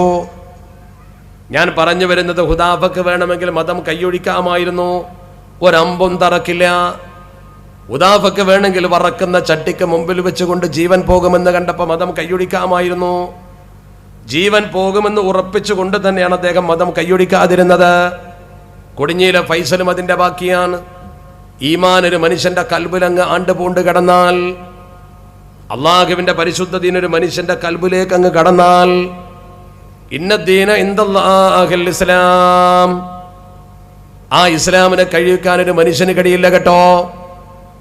അതുകൊണ്ട് തന്നെയാണ് നമ്മൾ ഇന്ത്യ മഹാരാജ്യത്ത് പറയുന്നത്, ശരീഅത്ത് നിയമത്തെ ഞങ്ങൾ അനുസരിച്ച് ജീവിക്കാൻ എന്തെങ്കിലും തടസ്സം സൃഷ്ടിച്ചാൽ ഞങ്ങളത് അനുവദിക്കില്ല. അത് മുസ്ലിമിന്റെ ഭാഷയല്ല. തിൽക ഹുദൂദുല്ലാഹ് ഫലാ തഅതദൂഹാ വമൻ യതഅദ്ദ ഹുദൂദല്ലാഹി ഫഉലൈക ഹുമുൽ ളാലിമൂൻ. തിൽക ഹുദൂദുല്ലാഹ്, അത് പടച്ചറബിന്റെ നിയമത്തിന്റെ പരിധിയാണ്. ഇന്നതേ ചെയ്യാവൂ എന്ന് പടച്ചറബ് പഠിപ്പിച്ചിട്ടുണ്ട്. ഫലാ തഅതദൂഹാ, പടച്ചറബിന്റെ നിയമങ്ങളെ മറികടക്കാൻ പാടില്ല. വമൻ യതഅദ്ദ ഹുദൂദല്ലാഹ്, അല്ലാഹുവിന്റെ നിയമങ്ങളെ ആരെങ്കിലും മറികടന്നാൽ ആ മനുഷ്യൻ ഫഉലൈക ഹുമുൽ ളാലിമൂൻ, അങ്ങനെ ചെയ്തവൻ ളാലിമീങ്ങളിൽപ്പെട്ടവനാണ്, അപകടകാരിയാണ് അവൻ, പടച്ചറപ്പിന്റെ ശിക്ഷയ്ക്ക് വിധേയനാണവൻ. അതുകൊണ്ട് തന്നെയാണ് നമ്മൾ പറയുന്നത് ഏക സിവിൽ കോഡ് നമുക്ക് പറ്റില്ല. കാരണം യൂണിഫോം സിവിൽ കോഡ്, ഏക സിവിൽ കോഡ് എന്നൊക്കെ പറഞ്ഞാൽ അതിന്റെ അർത്ഥം എന്താ? ഒരു നിയമം, എല്ലാ മതക്കാർക്കും എല്ലാ സമൂഹത്തിനും ഒരു നിയമം. ഞാൻ ചോദിക്കട്ടെ, ഏതാണ് ആ നിയമം? ഏത് നിയമമാണ് നിങ്ങൾ കൊണ്ടുവരാൻ ഉദ്ദേശിക്കുന്ന ഈ ഒരു നിയമം? അത് ഇതേവരെ ആരും പറഞ്ഞിട്ടില്ലല്ലോ. എന്തായാലും ഇസ്ലാമിന്റെ നിയമം ഇന്ത്യയിലെ മുഴുവൻ ആളുകൾക്കും നിയമമായി വരുമെന്ന് നമുക്ക് വിശ്വാസമില്ല. അങ്ങനെ വരണമെന്നും നമ്മൾക്ക് ആഗ്രഹമില്ല. കാരണം മറ്റുള്ളവന്റെ മേൽ ഇസ്ലാമിന്റെ നിയമം എന്തിനാണ് നമ്മൾ വെറുതെ അടിച്ചേൽപ്പിക്കുന്നത്? മുസ്ലിമിന്റെ നിയമം മറ്റൊരാൾക്ക് അടിച്ചേൽപ്പിക്കേണ്ട കാര്യമില്ലല്ലോ. അതുകൊണ്ട് തന്നെ ഇസ്ലാമിന്റെ നിയമം വരില്ല, വരണമെന്നില്ല, വരണ്ട. പിന്നെ ഏത് നിയമമാണ് നിങ്ങൾ ഈ രാജ്യത്തെ മുഴുവൻ പൗരന്മാർക്കും നിയമമാക്കാൻ കൊണ്ടുവരുന്നത്? അന്യമതത്തിന്റെ ആചാരപ്രകാരം ഞങ്ങൾക്ക് നിക്കാഹ് ചെയ്യാൻ പറ്റില്ല, അന്യമതത്തിന്റെ നിയമപ്രകാരം ഞങ്ങൾക്ക് തൊലാഖ് ചൊല്ലാനും പറ്റില്ല. ഞങ്ങളുടെ സ്വത്ത്, ബാപ്പാന്റെ സ്വത്ത് ഓഹരി ചെയ്യേണ്ടത് അവകാശിക്ക് ഇസ്ലാമിന്റെ ഫറായിദ് അനുസരിച്ചാ. അത് ഗവൺമെന്റ് പറയുന്ന നിയമത്തിനനുസരിച്ച് ഞങ്ങൾക്ക് ഓഹരി ചെയ്യാൻ പറ്റില്ല. അതാണ് പറയുന്നത് തിൽക ഹുദൂദുല്ലാഹ്, അത് പടച്ചറബിന്റെ നിയമമാണെന്ന്. ഞങ്ങളുടെ വാശിയല്ല. ഇതൊക്കെ ശരിക്കും പാലിച്ച് ജീവിക്കാൻ സൗകര്യമുള്ള ഭരണഘടന നമ്മുടെ രാജ്യത്തുണ്ട്. ആ ഭരണഘടനയിലെ 44-ാം വകുപ്പാണ് രാജ്യത്തൊരു ഏക സിവിൽ കോഡ് വേണമെന്നത്. അവിടെ തന്നെ എൻ്റെ മുമ്പിൽ നിൽക്കുന്ന വിദ്യാസമ്പന്നരായ ആളുകൾക്ക് മുഴുവൻ അറിയാം, 44-ാം വകുപ്പ് എന്ന് പറയുന്നത് രാജ്യത്തെ ഡയറക്റ്റീവ് പ്രിൻസിപ്പിൾസ് ഓഫ് സ്റ്റേറ്റ് പോളിസിയാണ്. രാജ്യത്തിന്റെ മാർഗനിർദ്ദേശക തത്വം മാത്രം നടപ്പാക്കിയാൽ കൊള്ളാം എന്നർത്ഥം. നേരെ മറിച്ച് ഫണ്ടമെന്റൽ റൈറ്റ് എന്ന് പറയുന്നത് രാജ്യത്ത് അടിസ്ഥാനപരമായി നിലനിൽക്കേണ്ട അവകാശമാണ്. അതാണ് 25-ാം വകുപ്പ്. 25-ാം വകുപ്പ് നിലനിന്നേ പറ്റൂ, 44-ാം വകുപ്പ് നടപ്പാക്കിയാൽ നല്ലത് എന്നേ ഉള്ളൂ. ഭരണഘടനയുടെ തന്നെ വ്യാഖ്യാതാക്കൾ പറയുന്നത് 25-ാം വകുപ്പ് എന്ന് പറയുന്ന അടിസ്ഥാനമാണ്. ഈ രണ്ട് വകുപ്പിലും എന്താ പറയുന്നത്? 44-ാം വകുപ്പിൽ പറയുന്നു, the state shall endeavor for the citizen a uniform civil code throughout the territory of India. ഇന്ത്യയിൽ ജീവിക്കുന്ന മുഴുവൻ ആളുകൾക്കും ഒരു പൊതു സിവിൽ നിയമം കൊണ്ടുവരണം. അത് മാർഗരേഖ മാത്രമാണ്. എന്നാൽ 25-ാം വകുപ്പ് എന്താ പറയുന്നത്? all persons are equally entitled to freedom of conscience. രാജ്യത്തെ മുഴുവൻ ജനങ്ങൾക്കും മനസാക്ഷിക്കനുസരിച്ചുള്ള മതം തിരഞ്ഞെടുക്കാം. and the right, അവർക്ക് അവകാശമുണ്ട്, freely to profess, practice, propagate religion. അവരുടെ മതം സ്വതന്ത്രമായി വിശ്വസിക്കാം, അനുഷ്ഠിക്കാം, പ്രചരിപ്പിക്കാം. വിശ്വാസ അനുഷ്ഠാന പ്രചരണ സ്വാതന്ത്ര്യം അവരുടെ മതത്തിൽ അവർക്കുണ്ട്. അത് അല്ലാഹുവിന്റെ പരിശുദ്ധ ദീൻ വകവെച്ചു തന്നതാണ്. അത് ഭരണഘടനയും വകവെച്ചു തന്നതാണ്. അതനുസരിച്ചുകൊണ്ട് നമ്മുടെ രാജ്യത്തെ മുസ്ലിങ്ങൾക്ക് എന്നല്ല, ക്രിസ്ത്യാനികൾക്ക് അവരുടെ മതം അനുസരിച്ച്, ഹിന്ദുക്കൾക്ക് അവരുടെ മതം അനുസരിച്ച്, സിഖുകാർക്ക് അവരുടെ മതം അനുസരിച്ച് അത് നിലനിർത്താൻ പേഴ്സണൽ ലോ എന്ന് പറയുന്ന വ്യക്തി നിയമമുണ്ട്. നമ്മളെ കല്യാണം എങ്ങനെ നടത്തണമെന്ന് നമ്മുടെ മതം പറഞ്ഞ പോലെ നടത്താൻ ഈ രാജ്യത്ത് നിയമമുണ്ട്. പരിമിതമായ വിഷയത്തിൽ മുസ്ലിങ്ങൾക്ക് വിവാഹം, വിവാഹമോചനം, സ്വത്തവകാശം, സ്ത്രീകളുടെ പ്രത്യേക സ്വത്തവകാശം, അതുപോലെ തന്നെ പ്രത്യേകമായി സ്ത്രീകൾക്ക് കൊടുക്കുന്ന മഹർ, സംരക്ഷണം, അപ്രകാരം തന്നെ വഖഫ്, ട്രസ്റ്റ്, വിവാഹമോചനത്തിൻ്റെ അനുബന്ധ ഘടകങ്ങൾ, ദാനം, ഇതൊക്കെ ഇത്തരം പരിമിതമായ വിഷയത്തിൽ മാത്രം മുസ്ലിങ്ങൾക്ക് കോടതിയിൽ ചെന്നാൽ ഇസ്ലാമിക നിയമം അനുസരിച്ച് വിധി കിട്ടും. അത് 1937 ബ്രിട്ടീഷുകാരൻ്റെ കാലത്തുണ്ടാക്കി വെച്ച നിയമമാണ്. 937 ബ്രിട്ടീഷുകാരൻ ഉണ്ടാക്കി വെച്ച നിയമമാണത്. ആ നിയമം അനുസരിച്ച് മുസ്ലിങ്ങൾക്ക് വിധി കിട്ടാവൂ എന്ന് തന്നെയാണ് ഭരണഘടന പറയുന്നത്. അപ്പോഴേ മുസ്ലിമായി ജീവിക്കാൻ പറ്റൂ. ക്രിസ്ത്യാനികൾക്ക് ഇങ്ങനെ അവകാശമുണ്ട്, മുസ്ലിങ്ങൾക്ക് ഇങ്ങനെ അവകാശമുണ്ട്, ഹിന്ദുക്കൾക്കുണ്ട്. ഇത് മറ്റൊരാളെ ബാധിക്കുന്നില്ല, അവരെ മാത്രമേ. അല്ലാതെ ഈ രാജ്യത്ത് എന്തെങ്കിലും ഒരു പൊതുപ്രവർത്തനത്തിൽ മുസ്ലിം ഏർപ്പെട്ട് കുഴപ്പമുണ്ടാക്കിയാൽ അവന് ശരീഅത്ത് നിയമമൊന്നും കിട്ടൂല. ഒരു മുസ്ലിം വ്യഭിചാരം നടത്തി ശിക്ഷിക്കും, അവിടെ ശരീഅത്തൊന്നും പറ്റൂല. ഒരു ഹിന്ദുവും ഒരു മുസ്ലിമും തർക്കിച്ചു, വിഷയം കോടതിയിലെത്തി, ശരീഅത്ത് ആപ്ലിക്കേഷൻ ആക്ട് ഒന്നും ഉണ്ടാവില്ല. എല്ലാവർക്കും ഒരു നിയമം തന്നെ. നേരെ മറിച്ച് ബാപ്പാന്റെ സ്വത്ത് ഓഹരി വെക്കുന്ന വിഷയത്തിൽ മക്കൾ തർക്കിച്ചാൽ കോടതി എങ്ങനെ വിധിക്കേണ്ടത്? അതിന് പുതിയ നിയമം പറ്റൂല. ഒരു മകൻ മറ്റൊരു മകൻ ഇവർ തമ്മിലുള്ള അവകാശ തർക്കം വന്നാൽ എന്താ ചെയ്യേണ്ടത്? ഇസ്ലാമിന്റെ ഹുക്മിൽ എന്താണോ ഇവർ അവകാശം അതേ വിധിക്കാൻ പറ്റൂ, ഇല്ലെങ്കിൽ ഹറാമ് തിന്നേണ്ടി വരും. ഒരു പെണ്ണും ഒരു പുരുഷനും വിവാഹമോചനം നടത്തിയാൽ ഇസ്ലാമിലെ തൊലാഖ് എങ്ങനെ അങ്ങനെ ചെയ്തിട്ടുണ്ടോ അത് അംഗീകരിക്കണം. ഇന്ന് അംഗീകരിക്കും. പള്ളിയിലെ കാദിക്ക് ബോധ്യപ്പെട്ടാൽ കാദി കോടതിയിലേക്ക് എഴുത്തു കൊടുത്താൽ അത് അംഗീകരിക്കും. ഈ ഒരു വിവാഹിതരായിരുന്നു, മോചനം നടത്തിയിട്ടുണ്ട്. ഏക സിവിൽ കോഡ് വരുമ്പോൾ കോടതിക്ക് മുമ്പിൽ രണ്ടാളും വാദിച്ച് അതിന് കാലമെടുത്ത ശേഷം വിവാഹമോചനം നടത്താൻ പറ്റുള്ളൂ. ആ നെറുകേട് ഇസ്ലാമിൽ അംഗീകരിക്കാൻ പറ്റൂല. ഒരാൾ തന്റെ വീട്ടിലേക്ക് കയറി ചെല്ലുമ്പോൾ ഭാര്യ പരസ്യമായി വിഭജിക്കുന്ന കണ്ടു, അവൻ തൊലാക്കില്ലേ? ഈ തൊലാക്ക് കോടതിയിൽ സ്വീകാര്യമാണ്. ഏക സിവിൽ കോഡ് വന്നാൽ കോടതി പറയും അങ്ങനെ അവൾ ചെയ്തിട്ടുണ്ടെങ്കിൽ അത് കോടതിയിൽ തെളിയിക്കണം. ആരുമായിട്ടാണ് ബന്ധപ്പെട്ടത്, എപ്പോഴാണ് ബന്ധപ്പെട്ടത്, എങ്ങനെയാണ് ബന്ധപ്പെട്ടത്, കേസെടുത്ത് തെളിയിക്കണം. ആ തെളിയിക്കുന്നവരെ ഇവർ ഭാര്യയാണ്. ഇസ്ലാമിൽ പറ്റുമോ? ഹറാമായ പെണ്ണിനെ വെച്ചുകൊണ്ടിരിക്കാൻ പറ്റുമോ? ആ തമ്മാടിത്ത മുസ്ലിമിന്റെ മേലെ ഏൽപ്പിക്കുന്ന ഏർപ്പാടിന് ഏക സിവിൽ കോഡ് എന്ന് പറഞ്ഞാൽ അത് അംഗീകരിക്കാൻ പറ്റൂല. അത് ഇസ്ലാമല്ല. അതുകൊണ്ടാണ് നമ്മൾ പറയുന്നത് അടിച്ചേൽപ്പിക്കരുത് നിയമം. അള്ളാഹുവിന്റെ പരിശുദ്ധ ദീന്റെ നിയമം അനുസരിച്ച് ജീവിക്കാൻ സൗകര്യമുണ്ട്. ഇവിടെ ഇതൊരു മുസ്ലിമിനെ ബാധിക്കുന്നില്ലല്ലോ, രാജ്യത്തിന്റെ നിയമങ്ങളെ ബാധിക്കുന്നില്ല. അവിടെ കൃത്യമായി ഇസ്ലാമിന്റെ നിയമം അനുസരിച്ച് ജീവിക്കാൻ ഭരണഘടന തരുന്ന ഉറപ്പുണ്ട്. ഇവിടെ ആ ഭരണഘടന ദത്തമായ ഉറപ്പിന്റെ അപ്പുറത്തേക്ക് ഞങ്ങൾ ചോദിക്കുന്നില്ല. ഒരു ഫേവറും ഗവൺമെന്റ് ചെയ്യണ്ട. നിലവിലുള്ള നിയമം മാത്രം അനുസരിച്ച് ജീവിക്കാനുള്ള സൗകര്യം ചെയ്തു തന്നാൽ മതി. കാരണം ഇന്ത്യൻ ഭരണഘടന വ്യക്തമായി പറയുന്ന ഒരു കാര്യമുണ്ട്. ഇന്ത്യയുടെ ഭരണഘടന പറയുന്നു, രാജ്യത്ത് ഏത് സ്ഥലത്ത് എവിടെ ജീവിക്കുന്ന ഏത് പൗരനാണെങ്കിലും അവന് പ്രത്യേക സംസ്കാരമോ പ്രത്യേക രീതിയോ പ്രത്യേക ഭാഷയോ ഉണ്ടെങ്കിൽ അത് സംരക്ഷിക്കാൻ അവന് അവകാശമുണ്ട്. അപ്പൊ നമ്മുടെ നിക്കാഹിന്റെ രൂപം അങ്ങനെയാണെങ്കിൽ അത് നമ്മുടെ കൾച്ചർ, അത് സംരക്ഷിക്കാൻ അവകാശമുണ്ട്. ഇത് ഭരണഘടനയാണ്. ഭരണഘടനയുടെ 29-ാം വകുപ്പെടുത്ത് വായിച്ചു നോക്കിയാൽ മതിയോ. അതാണ് ഈ രാജ്യത്ത് എല്ലാ സ്ഥലത്തും ജീവിക്കുന്ന ആളുകൾക്കും. ഇവിടെ തില്ലങ്കേരിയിലാവണമെന്നില്ല, കാവുമ്പുറത്താകണമെന്നില്ല, മലപ്പുറത്താണെങ്കിലും ഡൽഹിയിലാണെങ്കിലും കാശ്മീരിലാണെങ്കിലും any section of the citizen രാജ്യത്ത് ഏത് പൗരന്മാരും residing in the territory of India or any part, ഇന്ത്യയിലോ ഇന്ത്യയുടെ ഏതെങ്കിലും മേഖലയോ താമസിക്കുന്ന thereof having a distinct language, culture, script, ഭാഷാ സംസ്കാര ലിപി ഇതവർക്ക് വേറെ തന്നെ ഉണ്ടെങ്കിൽ shall have the right to conserve the same, അതങ്ങനെ തന്നെ കാത്തു സൂക്ഷിക്കാൻ അവർക്ക് അവകാശമുണ്ട്. കൺസേർവ് എന്ന പദം ഭരണഘടനയിലെ പദം. വേറെന്തെല്ലാം പദം ഉപയോഗിക്കരുത്? എന്തിനെ കൺസേർവ് എന്ന് തന്നെ പറഞ്ഞത്? കൺസേർവിന്റെ പച്ച മലയാളം കേടുവരാതെ സൂക്ഷിക്കുക എന്നാണ്. നമ്മുടെ സംസ്കാരത്തെ കേടുവരാതെ സൂക്ഷിക്കാൻ ഭരണഘടന അവകാശം തന്നിട്ടുണ്ട്. സംരക്ഷിക്കാനല്ല, കേടുപോലും പറ്റാൻ പാടില്ല. ഒരു സാധനം സംരക്ഷിക്കുമ്പോൾ ചിലപ്പോൾ കേടൊക്കെ പറ്റിയതൊക്കെ വരും. കേടുപോലും പറ്റാൻ പാടില്ല. നമ്മുടെ അവകാശത്തിന് കേടുപറ്റാതെ സൂക്ഷിക്കാൻ മുസ്ലിമിന് മാത്രമല്ല എല്ലാവർക്കും അവകാശമുണ്ട്. ആ രാജ്യത്തെ ഏക സിവിൽ കോഡ് കൊണ്ടുവരുമ്പോൾ സംരക്ഷിക്കപ്പെടുകയല്ല, നശിപ്പിക്കുക ചെയ്യുക. ഇതിന് കാരണമായി പറയുന്ന വലിയ വിഷയം എന്താ? അതാണ് നമ്മുടെ സമൂഹത്തിൽ ഇന്നുന്നയിക്കുന്ന നമ്മളെ കുറിച്ചുള്ള ഏറ്റവും വലിയ അപകടം. സ്ത്രീകൾ കണ്ണീര് കുടിക്കുന്നു മുത്തലാഖ് കൊണ്ട്. മുത്തലാഖാണ് വില്ലൻ. മുത്തലാഖ് നിരോധിക്കാൻ വേണ്ടിയാണ് ശരീഅത്ത് മാറ്റുന്നത്. മുത്തലാഖ് എന്ന് പറയുമ്പോഴേക്ക് സകല ആൾക്കാരും പേടിച്ചുപോയി. പെണ്ണുങ്ങളും വിചാരിച്ചു മുത്തലാഖ് എന്താ. നമ്മളെ ആൾക്കാരും ചോദിച്ചു മുത്തലാഖ് എന്താണ്. മുത്തലാഖ് എന്ന് പറഞ്ഞാൽ 3 തൊലാഖ് എന്നതിന് അർത്ഥമുള്ളൂ, ബേജാറാ മാത്രമൊന്നുമില്ല. കോടതിയുടെ ഭാഷ ട്രിപ്പിൾ തൊലാഖ് എന്നാ. കോടതിയിൽ വിധി എഴുതുമ്പോൾ ട്രിപ്പിൾ തൊലാഖ് എന്ന് എഴുതുക, മുത്തലാഖ്. എന്താ ഇത് ഇത്ര വലിയ വിവാദമാക്കാൻ? അറിയാത്ത ആളുകൾ ആരോ ബഹളം വെച്ചു എന്നല്ലാതെ ഇതിലെന്താണ് ഇത്ര ബഹളം വെക്കാനുള്ളത്?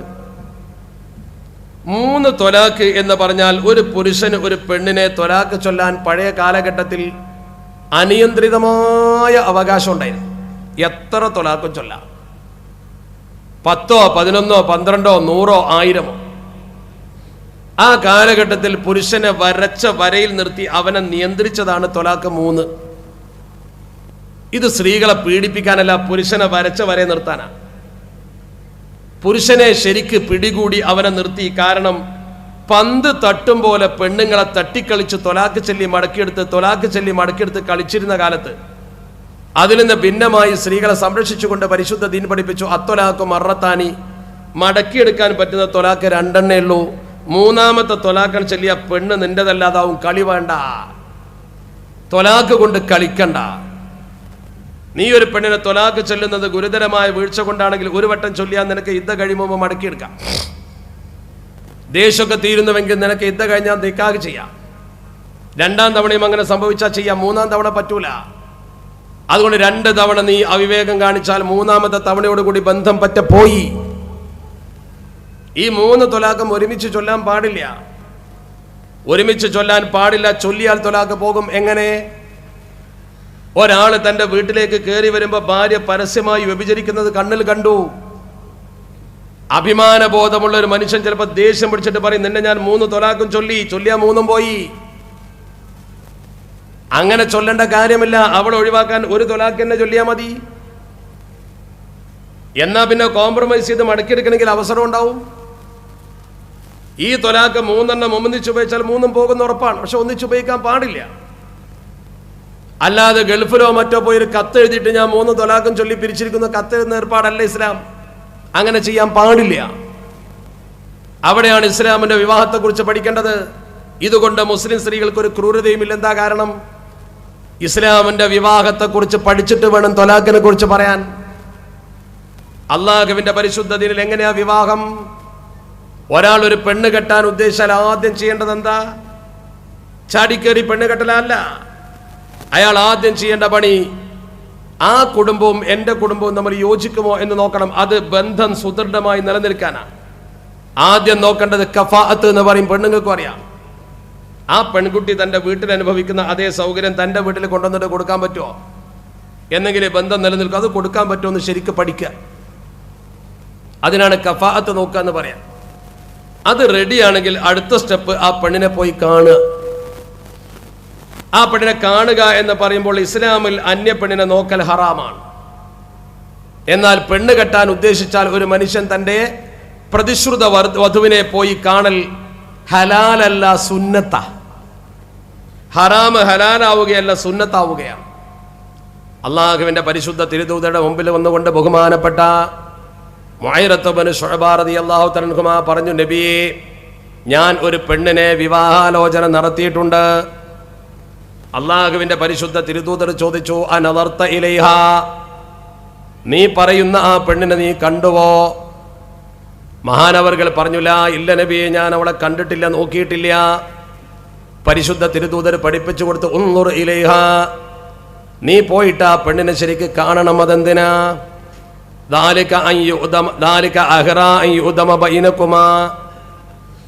നിങ്ങൾ തമ്മിലുള്ള ബന്ധം സുദൃഢമായി നിലനിൽക്കാൻ അത് ഉപകരിക്കും മോനെ.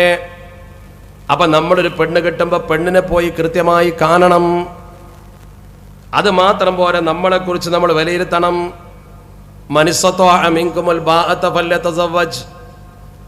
പെണ്ണ് കെട്ടാൻ പോകുന്നവൻ ചിന്തിക്കണം, തനിക്കൊരു പെണ്ണിനെ പോറ്റാൻ കഴിയുമോ? പെണ്ണിനെ പോറ്റാൻ കഴിയുന്നവൻ മാത്രം പെണ്ണ് കെട്ടിയാൽ മതി. എല്ലാവർക്കും പെണ്ണ് കെട്ടൽ പറ്റില്ല. അള്ളാഹുവിന്റെ പരിശുദ്ധ ഖുർആൻ പറഞ്ഞു, നിക്കാഹിന്റെ സദസ്സിലോതുന്ന ആയത്ത് പഠിച്ചിട്ടില്ലേ? വഅൻകിഹുൽ അയാമ മിൻകും വസ്സാലിഹീന മിൻ ഇബാദികും വഇമാഇകും ഇൻ യകൂനു ഫുഖറാ യുഗ്നിഹിമുല്ലാഹു മിൻ ഫദ്ലിഹി വല്ലാഹു വാസിഉൻ അലീം. വഅൻകിഹുൽ അയാമ മിൻകും, നിങ്ങളെ കൂട്ടത്തിൽപ്പെട്ട അയ്യിമുകൾക്ക് നിങ്ങൾ വിവാഹം കഴിപ്പിച്ചു കൊടുക്കണം. അയ്യിം എന്നാൽ ഇണയില്ലാത്തവൻ. അയാമ അതിന്റെ ജമ്മാണ്, ബഹുവചനമാണ്. വഅൻകിഹുൽ അയാമ മിൻകും, ഈ ആയത്തിന്റെ തഫ്സീറിലുണ്ട്, വിവാഹം കഴിക്കുക എന്നത് പുരുഷന് 5 വിധികൾ ബാധകമാണ്. ഹലാലുണ്ട്, ഹറാമുണ്ട്, വാജിബുണ്ട്, സുന്നത്തുണ്ട്, കറാഹത്തുണ്ട്. വിവാഹം കഴിച്ചില്ലെങ്കിൽ വ്യഭിചാരത്തിന് പോകുമ്പോൾ തോന്നലുണ്ടെങ്കിൽ പെണ്ണ് കെട്ടൽ നിർബന്ധമാണ്. പെണ്ണ് കെട്ടിയേ പറ്റൂ. സൗകര്യമുണ്ട്, ആരോഗ്യമുണ്ട്. ഒരു പെണ്ണിന്റെ കൂടെ ജീവിക്കാൻ അവന് ഒരു താല്പര്യവുമില്ല. അവന് വേണമെങ്കിൽ പെണ്ണ് കെട്ടാം, അത് ഹലാലാണ്. ആരോഗ്യമുണ്ട്, സമ്പത്തുണ്ട്, അവനൊരു പെണ്ണിനെ കൊണ്ടുവന്ന് പോറ്റാൻ ഇഷ്ടവുമാണ്. ഇണജീവിതത്തിൽ സൗകര്യമുള്ളവനാണെങ്കിൽ, താല്പര്യമുണ്ടെങ്കിൽ പെണ്ണ് കെട്ടൽ സുന്നത്താണ്. ചിന്തിക്കണം നിങ്ങൾ, വിവാഹം കഴിക്കുന്ന മനുഷ്യന് നിർബന്ധ ആരാധന മുടങ്ങുമെന്നോ പെണ്ണിനെ പോറ്റാൻ ഹറാമിന്റെ മാർഗത്തിൽ പണമുണ്ടാക്കേണ്ടി വരുമെന്നോ? കയ്യിൽ പണമില്ലാത്തവനാണ്, പാപ്പരാണ്, എന്നാൽ അവൻ പെണ്ണ് കെട്ടൽ ഹറാമാണ്.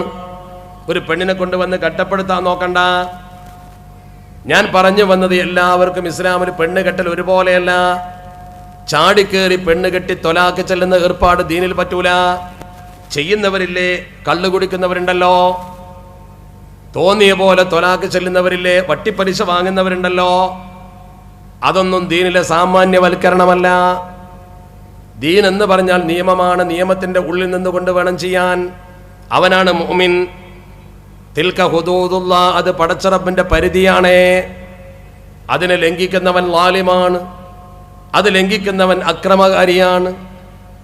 എൻ്റെ പ്രിയപ്പെട്ട സഹോദരീ സഹോദരന്മാർ ഓർക്കണം. എന്നിട്ട് നമ്മൾ ഒരു സദസ്സിൽ വെച്ചുകൊണ്ട് മഹർ കൊടുത്ത് പെണ്ണ് കെട്ടുമ്പോൾ സവ്വജ്തുക വ അൻകഹ്തുക എന്ന് പറഞ്ഞാൽ, ഖബിൽതു മിൻക നികാഹഹ എന്ന് വരൻ ഒരു വാക്കുച്ചരിച്ചാൽ, ഖബിൽതു ഞാൻ സ്വീകരിച്ചിരിക്കുന്നു, മിൻക നിങ്ങളെ കയ്യിൽ നിന്ന്, ബാപ്പാന്റെ അല്ലെങ്കിൽ വലിയന്റെ കയ്യിൽ നിന്ന്, നികാഹഹ ചെറിയ വാക്കല്ല മക്കളെ അത്. ആ വാചകം പറഞ്ഞാൽ പരിശുദ്ധ ഖുർആൻ പറയുന്നത് ആ പെണ്ണിനെ ഞാൻ മരണം വരെ പോറ്റാമെന്ന വാക്കാണ് ആ കൊടുത്തത്. ആ പെണ്ണിന് എൻ്റെ ജീവാന്ത്യം വരെ പോറ്റാനെന്ന വാക്കാണ് ആ കൊടുത്തത്. അവൾക്ക് അന്നം കൊടുക്കാം, വസ്ത്രം കൊടുക്കാം, ഞാൻ ചെയ്യുന്നത് പോലെ അവൾക്ക് സൗകര്യം ചെയ്യാം. ഖുർആനാ പറഞ്ഞത് വഖദ് അഖദന മിൻകും മീസാഖൻ ഗലീളാ, വഖദ് അഖദന മിൻകും മീസാഖൻ ഗലീളാ. ആ പെണ്ണ് നിങ്ങളെ കയ്യിൽ നിന്ന് ഗുരുതരമായ ഒരു പ്രതിജ്ഞയാണ് വാങ്ങിയത്. അതിഗൗരവമായ ഒരു പ്രതിജ്ഞയാണ് ആ പെണ്ണ് നിങ്ങളെ കയ്യിൽ നിന്ന് വാങ്ങിയത്. ചിന്തിക്കണം നിങ്ങൾ. ആ പെണ്ണിന് കൊടുത്ത വാക്ക് ചെറുതല്ല കേട്ടോ. ആ പെണ്ണിന് കൊടുത്ത വാക്ക് ഗൗരവതരമാണ് കേട്ടോ.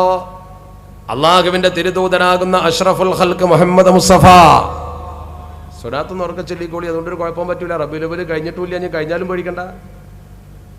പരിശുദ്ധ തിരുദൂതര് പറയാൻ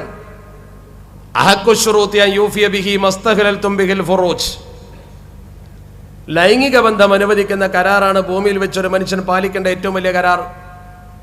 ആ കരാർ നമ്മളൊക്കെ പാലിച്ചേ പറ്റൂ. പെണ്ണിന് കൊടുത്ത വാക്ക് പാലിക്കണം, അല്ലാത്ത മനുഷ്യനല്ല. അങ്ങനെയൊക്കെ പറഞ്ഞ് പേടിപ്പിച്ച ഒരു പെണ്ണിനെ ജീവിതത്തിലേക്ക് കൊണ്ടുവരുമ്പോൾ ശരിക്കും പോറ്റി ആ ബന്ധം നിലനിൽക്കാനാ പറയുന്നത്.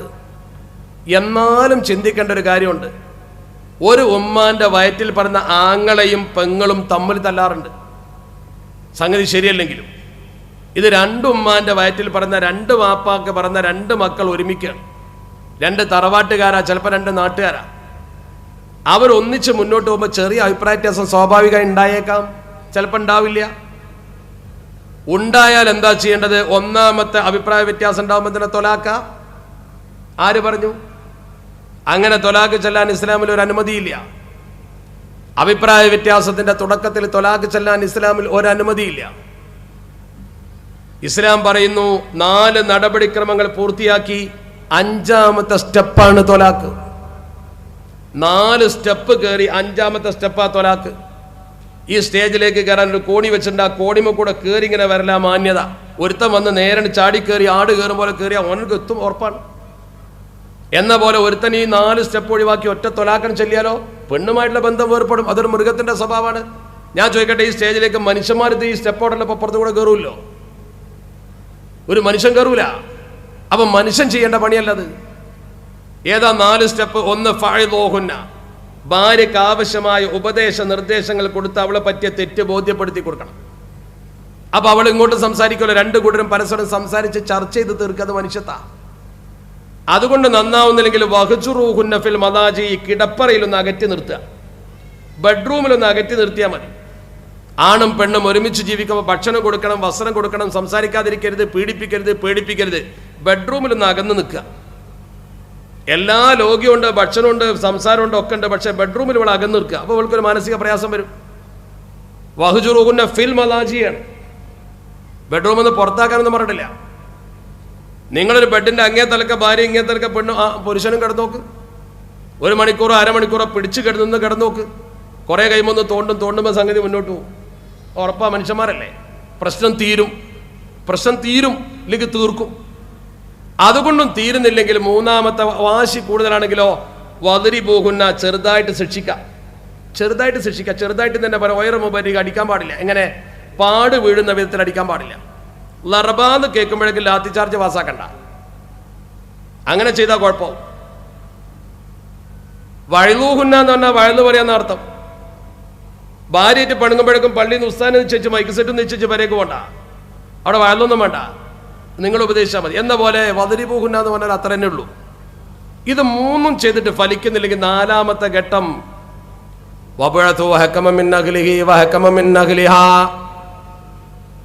രണ്ട് കുടുംബത്തിലെയും നീതിമാന്മാരായ രണ്ടാളുകളെ തെരഞ്ഞെടുക്കുക. അത് കാദിക്ക് തെരഞ്ഞെടുക്കാന്ന്. നിക്കാഹ് കഴിച്ചു കൊടുത്ത കാദിയൻ ഉണ്ടാവും അവിടെ, അല്ലെങ്കിൽ പള്ളിയിൽ വേറെ കാദി വന്നിട്ടുണ്ടാവും. കാദി ഇടപെട്ട് രണ്ട് കുടുംബത്തിലെ നീതിമാന്മാരെ നിശ്ചയിച്ചിട്ട് മക്കളെ കൂട്ടി ചർച്ച ചെയ്യുക. അവന്റെ കുടുംബത്തിൽ നിന്നും അവളുടെ കുടുംബത്തിൽ നിന്നും കാരണവന്മാർ വരിക. എന്നിട്ട് വിശദമായ ചർച്ച സംഘടിപ്പിച്ച് മക്കളെ കയ്യിൽ സംഭവിച്ച അപകടങ്ങളെ കുറിച്ച് പറഞ്ഞ് ബോധ്യപ്പെടുത്തി കൊടുക്കുക. ഇത് പറഞ്ഞ സ്ഥലത്ത് പരിശുദ്ധ ഖുർആൻ പറഞ്ഞൊരു വാക്കുണ്ടാകുന്ന അതാ നമ്മൾ പഠിക്കേണ്ടത്. ഇത് പറഞ്ഞ സ്ഥലത്ത് അല്ലാഹുവിന്റെ പരിശുദ്ധ ഖുർആൻ പറഞ്ഞു, ഈ യുരീദാ ഇസ്ലാഹ യുവഫിഖില്ലാഹു ബൈനഹുമാ, ഈ യുരീദാ ഇസ്ലാഹ യുവഫിഖില്ലാഹു ബൈനഹുമാ. അല്ലാഹു റബ്ബുൽ ഇസ്സത്ത് ഈ ബന്ധം നല്ല നിലക്ക് കൊണ്ടുപോകാൻ ഉദ്യമിക്കുന്നുവെങ്കിൽ പടച്ച തമ്പുരാൻ അവരെ രണ്ടുപേരെയും യോജിപ്പിക്കുക തന്നെ ചെയ്യും.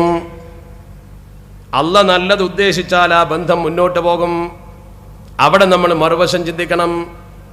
4 പണി ഇവൻ ചെയ്തു. 1 ഉപദേശിച്ചു, 2 കിടപ്പറ വെടിഞ്ഞു, 3 അടിച്ചു, 4 കുടുംബത്തിലെ കാരണവന്മാർ വന്നുകൊണ്ട് ചർച്ച ചെയ്തു. എന്നിട്ടും നന്നാകുന്നില്ലെങ്കിൽ മനസ്സിലാക്കണം, ഇത് ഒത്തുപോകാൻ പടച്ചറബിന്റെ തൗഫീഖില്ല.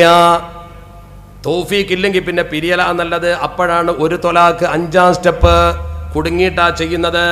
5-ാമത്തെ സ്റ്റെപ്പാണ് തൊലാക്ക്. അതുകൊണ്ടും അവസാനിക്കുന്നില്ല. 3 മാസം കാത്തിരിപ്പിന്റെ സമയമുണ്ട്. ആ 3 മാസത്തിനിടയ്ക്ക് പെണ്ണിന് നീ ചെലവ് കൊടുക്കണം. ആ പെണ്ണിന് നീ വേണ്ടതൊക്കെ എത്തിച്ചു കൊടുക്കണം. എന്നിട്ട് നിനക്ക് വേണമെങ്കിൽ 3 മാസത്തിനുള്ളിൽ ആ പെണ്ണിനെ തിരിച്ചെടുക്കാം. 6-ാമത്തെ സ്റ്റെപ്പ്, 6 പടി കഴിഞ്ഞിട്ടേ പെണ്ണ് നിന്റെതല്ലാതാകുന്നുള്ളൂ. 6 പടി കഴിഞ്ഞിട്ടേ പെണ്ണ് നിന്റെതല്ലാതാകുന്നുള്ളൂ. എന്തൊരു പ്രശ്നമാണിതിലുള്ളത്. ഇത് ചെയ്യുമ്പോഴേക്കും കുടുംബത്തിൽ തൊലാക്കുണ്ടാകുമോ? മാത്രമല്ല, ഈ തൊലാക്ക് ചൊല്ലുമ്പോൾ തന്നെ പുരുഷന്മാർ ഓർക്കണം. തൊലാക്ക് ചൊല്ലുമ്പോൾ പുരുഷന്മാർ ഓർക്കണം, അള്ളാഹുവിന്റെ പരിശുദ്ധ ദീൻ പഠിപ്പിക്കുന്നു, വഇൻ അസമുത്തൊലാഖ്, നിങ്ങളെങ്ങാനും ഇണയായി ജീവിച്ച ഒരു പെണ്ണിനെ തൊലാക്ക് ചൊല്ലാൻ ഉറപ്പിച്ചാൽ ഫഇന്നല്ലാഹ സമീഉൻ അലീം, അല്ലാഹു സുബ്ഹാനഹു വ തആല സമീഉമാണ് അലീമുമാണ്, എല്ലാം കേൾക്കുന്നവനും എല്ലാം അറിയുന്നവനുമാണ്. എന്തിനാണ് ആ വാചകം അവിടെ പറഞ്ഞത്? അല്ലാഹ് സമീആണ് അലീമാണ് എന്ന് ചെറുപ്പത്തിലെ പഠിച്ചവനോട് പിന്നെന്തിനാ തൊലാക്ക് ചൊല്ലുമ്പോൾ അത് ശ്രദ്ധിക്കാൻ പറഞ്ഞത്?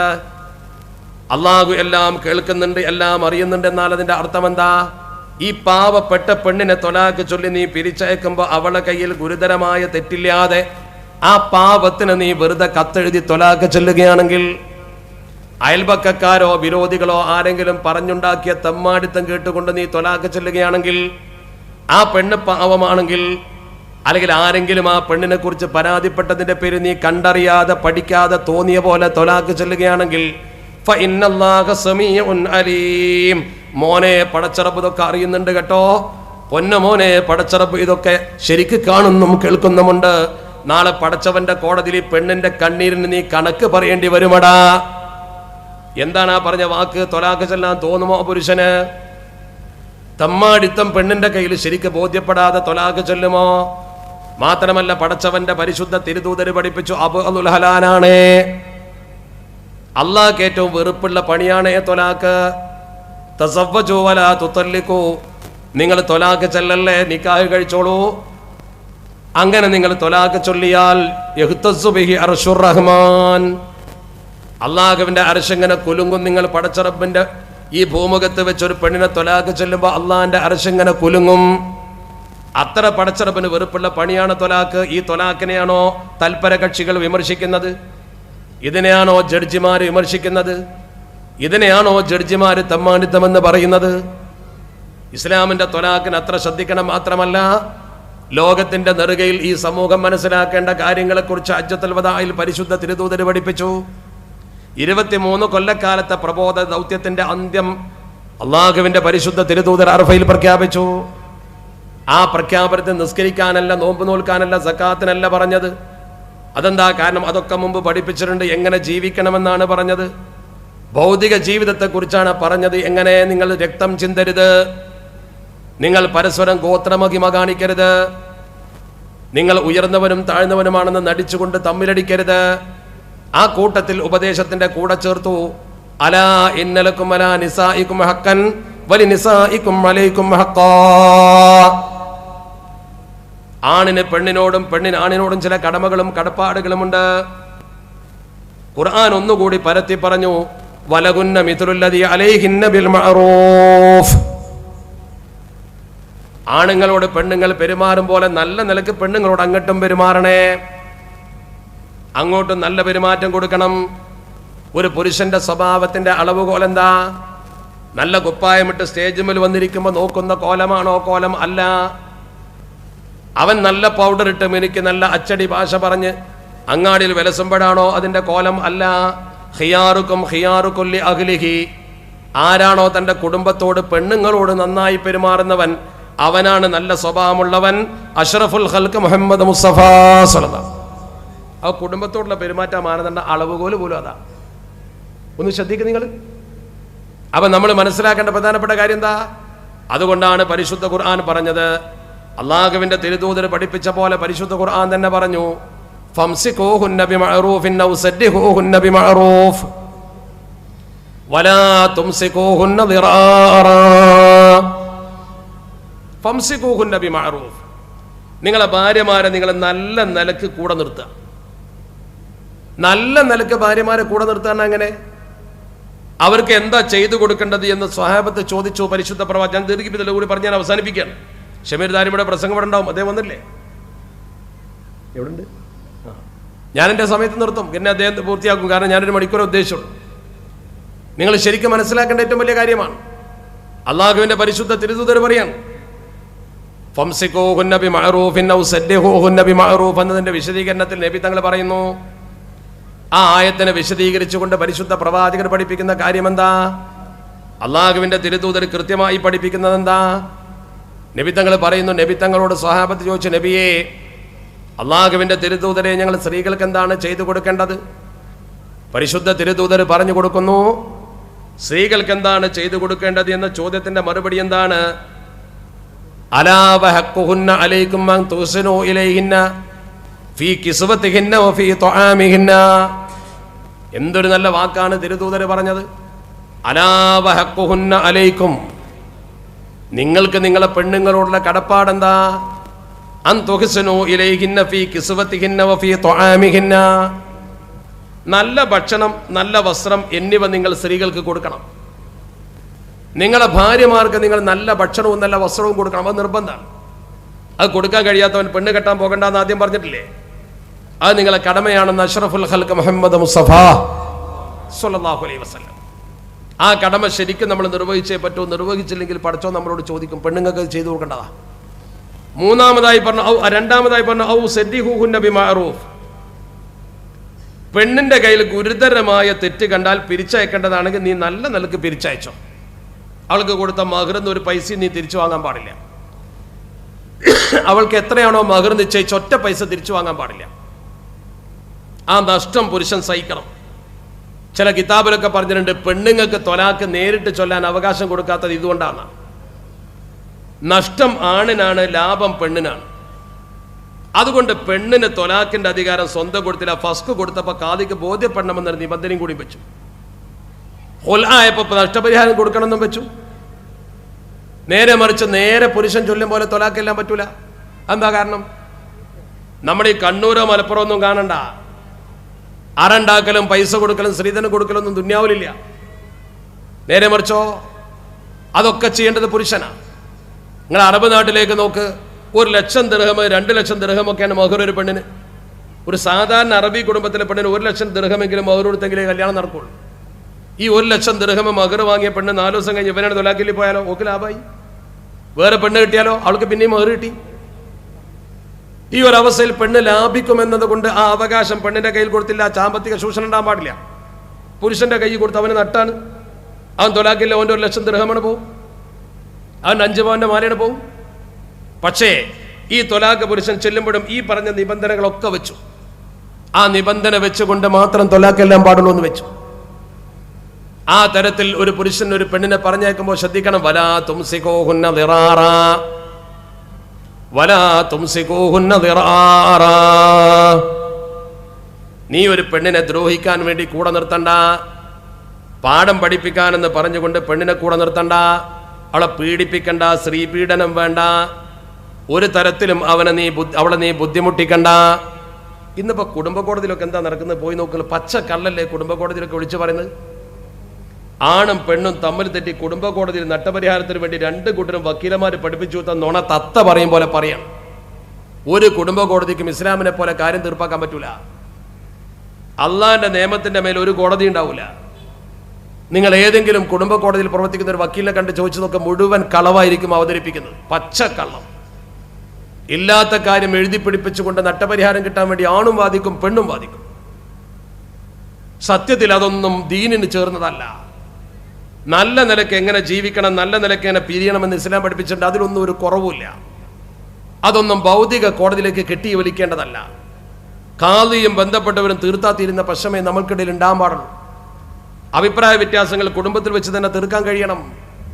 ഇസ്ലാമിനെ പറയിപ്പിക്കുന്ന പ്രവർത്തനങ്ങൾ പല കുടുംബ കോടതിയിലും എത്തുമ്പോഴാണ് നമ്മുടെ സമുദായത്തിന്റെ തൊലാക്ക് വലിയ ചർച്ചാ വിഷയമാകുന്നത്. ഇവിടെ ജാതക ദോഷം കൊണ്ട് വിവാഹം നടക്കാത്ത എത്ര പെൺകുട്ടികളുണ്ട് അന്യമതത്തിൽ? ആർക്കും ചർച്ചയില്ലല്ലോ. ജാതക ദോഷം കൊണ്ട് വിവാഹം നടക്കാത്ത പെൺകുട്ടികൾ മൂത്ത് നരച്ച് മരവിച്ച് നിൽക്കുന്നില്ലേ? അതിന്റെ പേരിൽ കൊലപാതകം വരെ നടക്കാറില്ലേ? അവിഹിതം നടക്കാറില്ലേ? മലപ്പുറം ജില്ലയിലെ നിലമ്പൂരിൽ ഈയിടെ ഒരു പെണ്ണ് മരണപ്പെട്ടത് അവിഹിത വീഴ്ചക്കിടയിലുണ്ടായ പ്രശ്നത്തിന്റെ പേരിലാണ്. ആ പെണ്ണിന്റെ ചരിത്രം പത്രം എഴുതി. അവൾ ഏകദേശം 40 വയസ്സോളമായി. വിവാഹം കഴിക്കാൻ കഴിഞ്ഞില്ല, കാരണം ജാതക ദോഷമാണ്. ആർക്കും പരാതിയില്ലല്ലോ, ആർക്കും പരാതിയില്ല. സിനിമാ നടന്മാർ മുതൽ ഉന്നതരായ ആളുകൾ വരെ ബന്ധം പിരിക്കുന്നു. വലിയ വലിയ ആളുകൾ വിവാഹമോചനം നടത്തുന്നു, പ്രശ്നമില്ല. കേരള നിയമസഭയിലെ മുൻ മന്ത്രിയായിരുന്ന ആളും സിനിമാ താരം വിവാഹമോചനം നടത്തി. സിനിമാ നടന്മാർ പലരും വിവാഹമോചനം നടത്തി, പരാതിയില്ല. മുസ്ലിം വിവാഹമോചനം നടത്തിയാലേ പ്രശ്നമുള്ളൂ. ഇസ്ലാമിൽ വിവാഹവും വിവാഹമോചനവും വ്യവസ്ഥാപിതമാണ്. നമ്മളും കുറെ മാന്യത പാലിക്കണം. നമ്മുടെ ചില ചെറുപ്പക്കാർ ഗൾഫിലൊക്കെ പോയി പെട്ടെന്നൊരു കത്തെഴുതി തൊലാക്കില്ലാറുണ്ട്, പെണ്ണിനെ കണ്ണീര് കുടിപ്പിക്കാറുണ്ട്. അവിടെയാണ് ഖുർആന്റെ ഭാഷ. വൈൻ അസമുത്തൊലാഖ ഫഇന്നല്ലാഹ സമീഉൻ അലീം. പൊന്നുമോനെ, നീ അങ്ങനെ ചെയ്താൽ പടച്ചറബ് ഇത് കാണുന്നുണ്ട് കേട്ടോ, അല്ലാഹ് അറിയുന്നുണ്ട് കേട്ടോ. ആ ബോധം എൻ്റെ പ്രിയപ്പെട്ട സുഹൃത്തുക്കൾ കൈമുറുകെ പിടിച്ചുകൊണ്ട് വേണം പ്രവർത്തിക്കാൻ. അപ്പോഴേ നമുക്ക് ദീൻ എന്തെന്ന് തിരിയൂ. അള്ളാഹുവിന്റെ പരിശുദ്ധ ദീനനുസരിച്ച് കൊണ്ട് പ്രവർത്തിക്കുന്ന ഒരു മനുഷ്യന്റെ കയ്യിൽ അത്തരം അവിവേകം ഉണ്ടാകാൻ പാടില്ല. പെണ്ണിന് ഇസ്ലാം വലിയ പദവി കൽപ്പിച്ചിട്ടുണ്ട്. എത്ര വലിയ പദവിയാ പെണ്ണിന് കൊടുത്തത്. ചിലരൊക്കെ സ്ത്രീ പുരുഷ സമത്വം ഉണ്ടാക്കാൻ ശ്രമിക്കുക, നടക്കൂല. സ്ത്രീ പുരുഷ സമത്വം എന്ന് പറഞ്ഞ സംഗതി ദുന്യാവിൽ നടക്കൂല. എന്താ കാരണം? സമത്വം എന്ന് പറയുന്ന പരിഗണന മാത്രമേ ഉണ്ടാവുള്ളൂ. രണ്ടും എങ്ങനെ തുല്യാവുക? ലോകത്തെ ഭൗതികന്മാർ പറഞ്ഞോ? ഇല്ലല്ലോ. ഏകദേശം എൻ്റെ ഓർമ്മ ശരിയാണെങ്കിൽ ഈ പ്രശ്നം തുടങ്ങുന്നതിൻ്റെ ഒരാഴ്ച മുമ്പ്, ശരീഅത്ത് പ്രശ്നം കത്തുന്നതിൻ്റെ അല്പം മുമ്പ് ഒരു നീണ്ട പഠനം നടന്നു. 144 രാജ്യങ്ങളിൽ നീണ്ട പഠനം നടത്തിയ റിസൾട്ട് വന്നു. അത് നടത്തിയത് വേൾഡ് എക്കണോമിക് ഫോറമാണ്. വേൾഡ് എക്കണോമിക് ഫോറം അതിൻ്റെ ആസ്ഥാനം സ്വിറ്റ്സർലൻഡാണ്. അവർ ആണും പെണ്ണും തുല്യമാണോ എന്നൊരൊറ്റ വിഷയമാണ് പഠിച്ചത്. പഠിക്കാൻ ചില ഡാറ്റ എടുത്തു. സാമ്പത്തിക രംഗത്ത്, രാഷ്ട്രീയ രംഗത്ത്, സാമൂഹ്യ രംഗത്ത്, വിദ്യാഭ്യാസ രംഗത്ത്, അതുപോലെ തന്നെ തൊഴിൽ രംഗത്ത്. ഇങ്ങനെ 5 ഡാറ്റകൾ എടുത്തുകൊണ്ട് ശരിക്കും പഠിച്ചു. എന്നിട്ട് അവർ പറഞ്ഞു 170 കൊല്ലത്തേക്ക് സ്ത്രീയും പുരുഷനും തുല്യരാവൂല. 170 കൊല്ലം കണക്ക് വെച്ചു. കാലാകാലം ആവൂല എന്ന് ഓർപ്പിക്കുക. യാമന്നാളെന്ന് പറയേണ്ടതാ. ഈ വാർത്ത പിന്നീട് പത്രത്തിലുണ്ടായിരുന്നു. അടുത്ത കാലത്ത് പത്രത്തിൽ, നിങ്ങൾ ഈ ബാങ്കിൽ ക്യൂ നിൽക്കാൻ പോയപ്പോൾ പത്രം ഒന്നും വായിച്ചിട്ടുണ്ടാവില്ല, അതുകൊണ്ടായിരിക്കും. ഈ വാർത്ത പത്രത്തിൽ വരുമ്പോൾ ശ്രദ്ധിക്കണം. ആണും പെണ്ണും ഒരിക്കലും തുല്യമല്ല എന്ന ഭൗതികർ വരെ പറയുന്നത്. മാത്രമല്ല, മെഡിക്കൽ സയൻസിൽ പോയി നോക്കുക. ഒരു പെണ്ണും ഒരാണും കുട്ടിയായി ജനിക്കുന്ന സമയത്ത് പ്രസവിക്കപ്പെട്ട കുട്ടി, ആൺകുട്ടിയും പെൺകുട്ടിയും തൂക്കത്തിന് വ്യത്യാസം ഉണ്ടാവും. ആൺകുട്ടിക്ക് കൂടും, ബ്രെയിൻ്റെ അളവ് കൂടും. ഇപ്പം നമ്മുടെ ഇരിക്കുന്ന ആൾക്കാരുടെ വൈദ്യശാസ്ത്രം പറയുന്നുണ്ട്, ഒരു പുരുഷന്റെ ദേഹം 5 ലിറ്റർ 6 ലിറ്റർ വരെ ഉണ്ടാവും. ഒരു പെണ്ണിന്റെ ദേഹത്തെ രക്തം എടുത്താൽ 4 ലിറ്റർ മുതൽ 5 ലിറ്റർ ഉണ്ടാവുള്ളൂ. പെണ്ണിന് 1 ലിറ്റർ കുറവാ. അതെന്തേ? ഞങ്ങൾക്ക് 1 ലിറ്റർ കുറവെന്ന് ചോദിച്ച് പടച്ചവനോട് കൂടി പിടിച്ചിട്ട് കാര്യമൊന്നുമില്ല. അതങ്ങനെ തന്നെയാണ്. അത് അള്ളാഹു പ്രകൃതിപരമായി തന്ന മാറ്റമാണ്. ഈ ഒരു മാറ്റം ആണും പെണ്ണും തമ്മിലുണ്ടാവും. പിന്നെ പെണ്ണുമാണെന്നുള്ള ബഹളം വെക്കണ്ട. മഹത്തായ സ്ഥാനം അള്ളാഹുവിന്റെ പരിശുദ്ധ ദീൻ കൽപ്പിച്ച ഒരു ഉദാഹരണം നോക്ക്. ഖൗല ബിൻത് തഅലബത്ത് ഖൗലത്തിന്റെ ഭർത്താവ് ഔസ് ഇബ്നു സാമിത് ത്വലാഖില്ലേ, ലിഹാറിന്റെ പദമാണ് ഉപയോഗിച്ചത്. ലിഹാർ അത് ആ പെണ്ണ് സങ്കടത്തിലായി. ഈ പെണ്ണിന് കുട്ടികളുണ്ട്, ത്വലാഖ് ചെല്ലപ്പെട്ട പോലെ. അള്ളാഹിന്റെ റസൂലിനോട് പരാതി പറഞ്ഞു. റസൂലുള്ളാഹി പടച്ചറബ്ബിനോട് പറയാൻ പറഞ്ഞു. റസൂലുള്ളാഹി പടച്ചറബ്ബിനോട് പറയുകയും ചെയ്തു. ആ പെണ്ണിന്റെ സങ്കടം പടച്ചറബ്ബ് കേട്ടു. അപ്പോഴാണ് പരിശുദ്ധ ഖുർആനിൽ നിങ്ങൾക്ക് വേണ്ടി ഒരു പെണ്ണിന് വേണ്ടി ആയത്ത് വന്നത്. ഒരധ്യായം സൂറത്തുൽ മുജാദല. ഖദ് സമി അല്ലാഹു ഖൗലല്ലതി തുജാദിലുക ഫീ സൗജിഹാ വതസ്തകി ഇലല്ലാഹ്. ആയത്ത് നിങ്ങൾ നോക്കി, 22 ആയത്തിന്റെ അതിൽ ഖദ് സമി അല്ലാഹു ഖൗലല്ലതി തുജാദിലുക ഫീ സൗജിഹാ, തന്റെ ഭർത്താവിനെ കുറിച്ച് പടച്ചറബ്ബിനോട് നേരിട്ട് പരാതിപ്പെട്ട പെണ്ണിന്റെ പരാതി പടച്ചറബ്ബ് കേട്ടു. അള്ളാഹു അതിന് മറുപടി കൊടുത്തു. ചിന്തിക്കണം നിങ്ങൾ, എൻ്റെ സഹോദരിമാര് ചിന്തിക്കണം. ഒരു പെണ്ണിന്റെ പരാതി പടച്ചറബ്ബ് കേട്ടിട്ട് നേരിട്ട് ഖുർആൻ ഇറക്കി. അങ്ങനത്തെ ഒരു അവസ്ഥ പരിശുദ്ധ ഖുർആനിൽ പുരുഷനില്ല. ഒരു പെണ്ണിന്റെ പേരിൽ പെണ്ണിന് വേണ്ടി സൂറത്ത് ലുക്മാൻ ആണിന്റെ പേരല്ലേ എന്ന് ചോദിക്കും. സൂറത്ത് ലുക്മാൻ റളിയല്ലാഹു തആലാന്റെ ചരിത്രം നമുക്ക് പറഞ്ഞു തരാനാണ്. ഇത് ഖൗലാണ്. 22 ആയത്തിന്റെ അതിൽ ഒന്ന് പോയി നോക്കി. ഇന്ന് പോയിട്ട് പെണ്ണുങ്ങൾ മുസഹഫ് എടുക്ക്. 22 ആയത്തിലും അല്ലാ അല്ലാ അല്ലാ എന്ന പേരുണ്ടാവും. അങ്ങനത്തെ ഒരു സൂറത്ത് പരിശുദ്ധ ഖുർആനിൽ വേറെയില്ല. 22 ആയത്തിലും അല്ലാ എന്ന ജലാലത്തിന്റെ ഇസ്മുള്ള മറ്റൊരു ഖുർആനിക അധ്യായം വേറെയില്ല. ഒരു പെണ്ണിന് വേണ്ടി ഇറങ്ങിയ ആയത്താണ്. ഇസ്ലാം പെണ്ണിനെ പരിഗണിച്ചിട്ടില്ലയോ? മഹാനായ ഉമറുൽ ഫാറൂഖ് റളിയല്ലാഹു തആലാവിന്റെ കാലഘട്ടത്തിലെ ഖലീഫയാണ് അദ്ദേഹം ഖലീഫ പുറപ്പെട്ടു. ഖറജ മഅഹുന്നാസ്, ഖലീഫയുടെ കുറെ ആളുകളും പരിവാരങ്ങളുമായി ഖലീഫ ഒരു വഴിക്കിറങ്ങി പോവുകയാണ്. താരീഖിലുണ്ട്. ഖലീഫ ഇങ്ങനെ നടന്നു പോകുമ്പോൾ കൂടെ കുറെ ആളുകളുണ്ട്. ഫമർറ ബി അജൂസിൻ, ഒരു വയസ്സത്തി തള്ളയുടെ അടുത്ത് പോയി. ആ വയസ്സത്തി തള്ള ഇങ്ങനെ നടന്നുപോയി വഴിയിലൂടെ. ഖലീഫയും പരിവാരങ്ങളും നടന്നു വരുമ്പോൾ ഒരു വയസ്സത്തി തള്ള അതിലെ കടന്നുപോയി.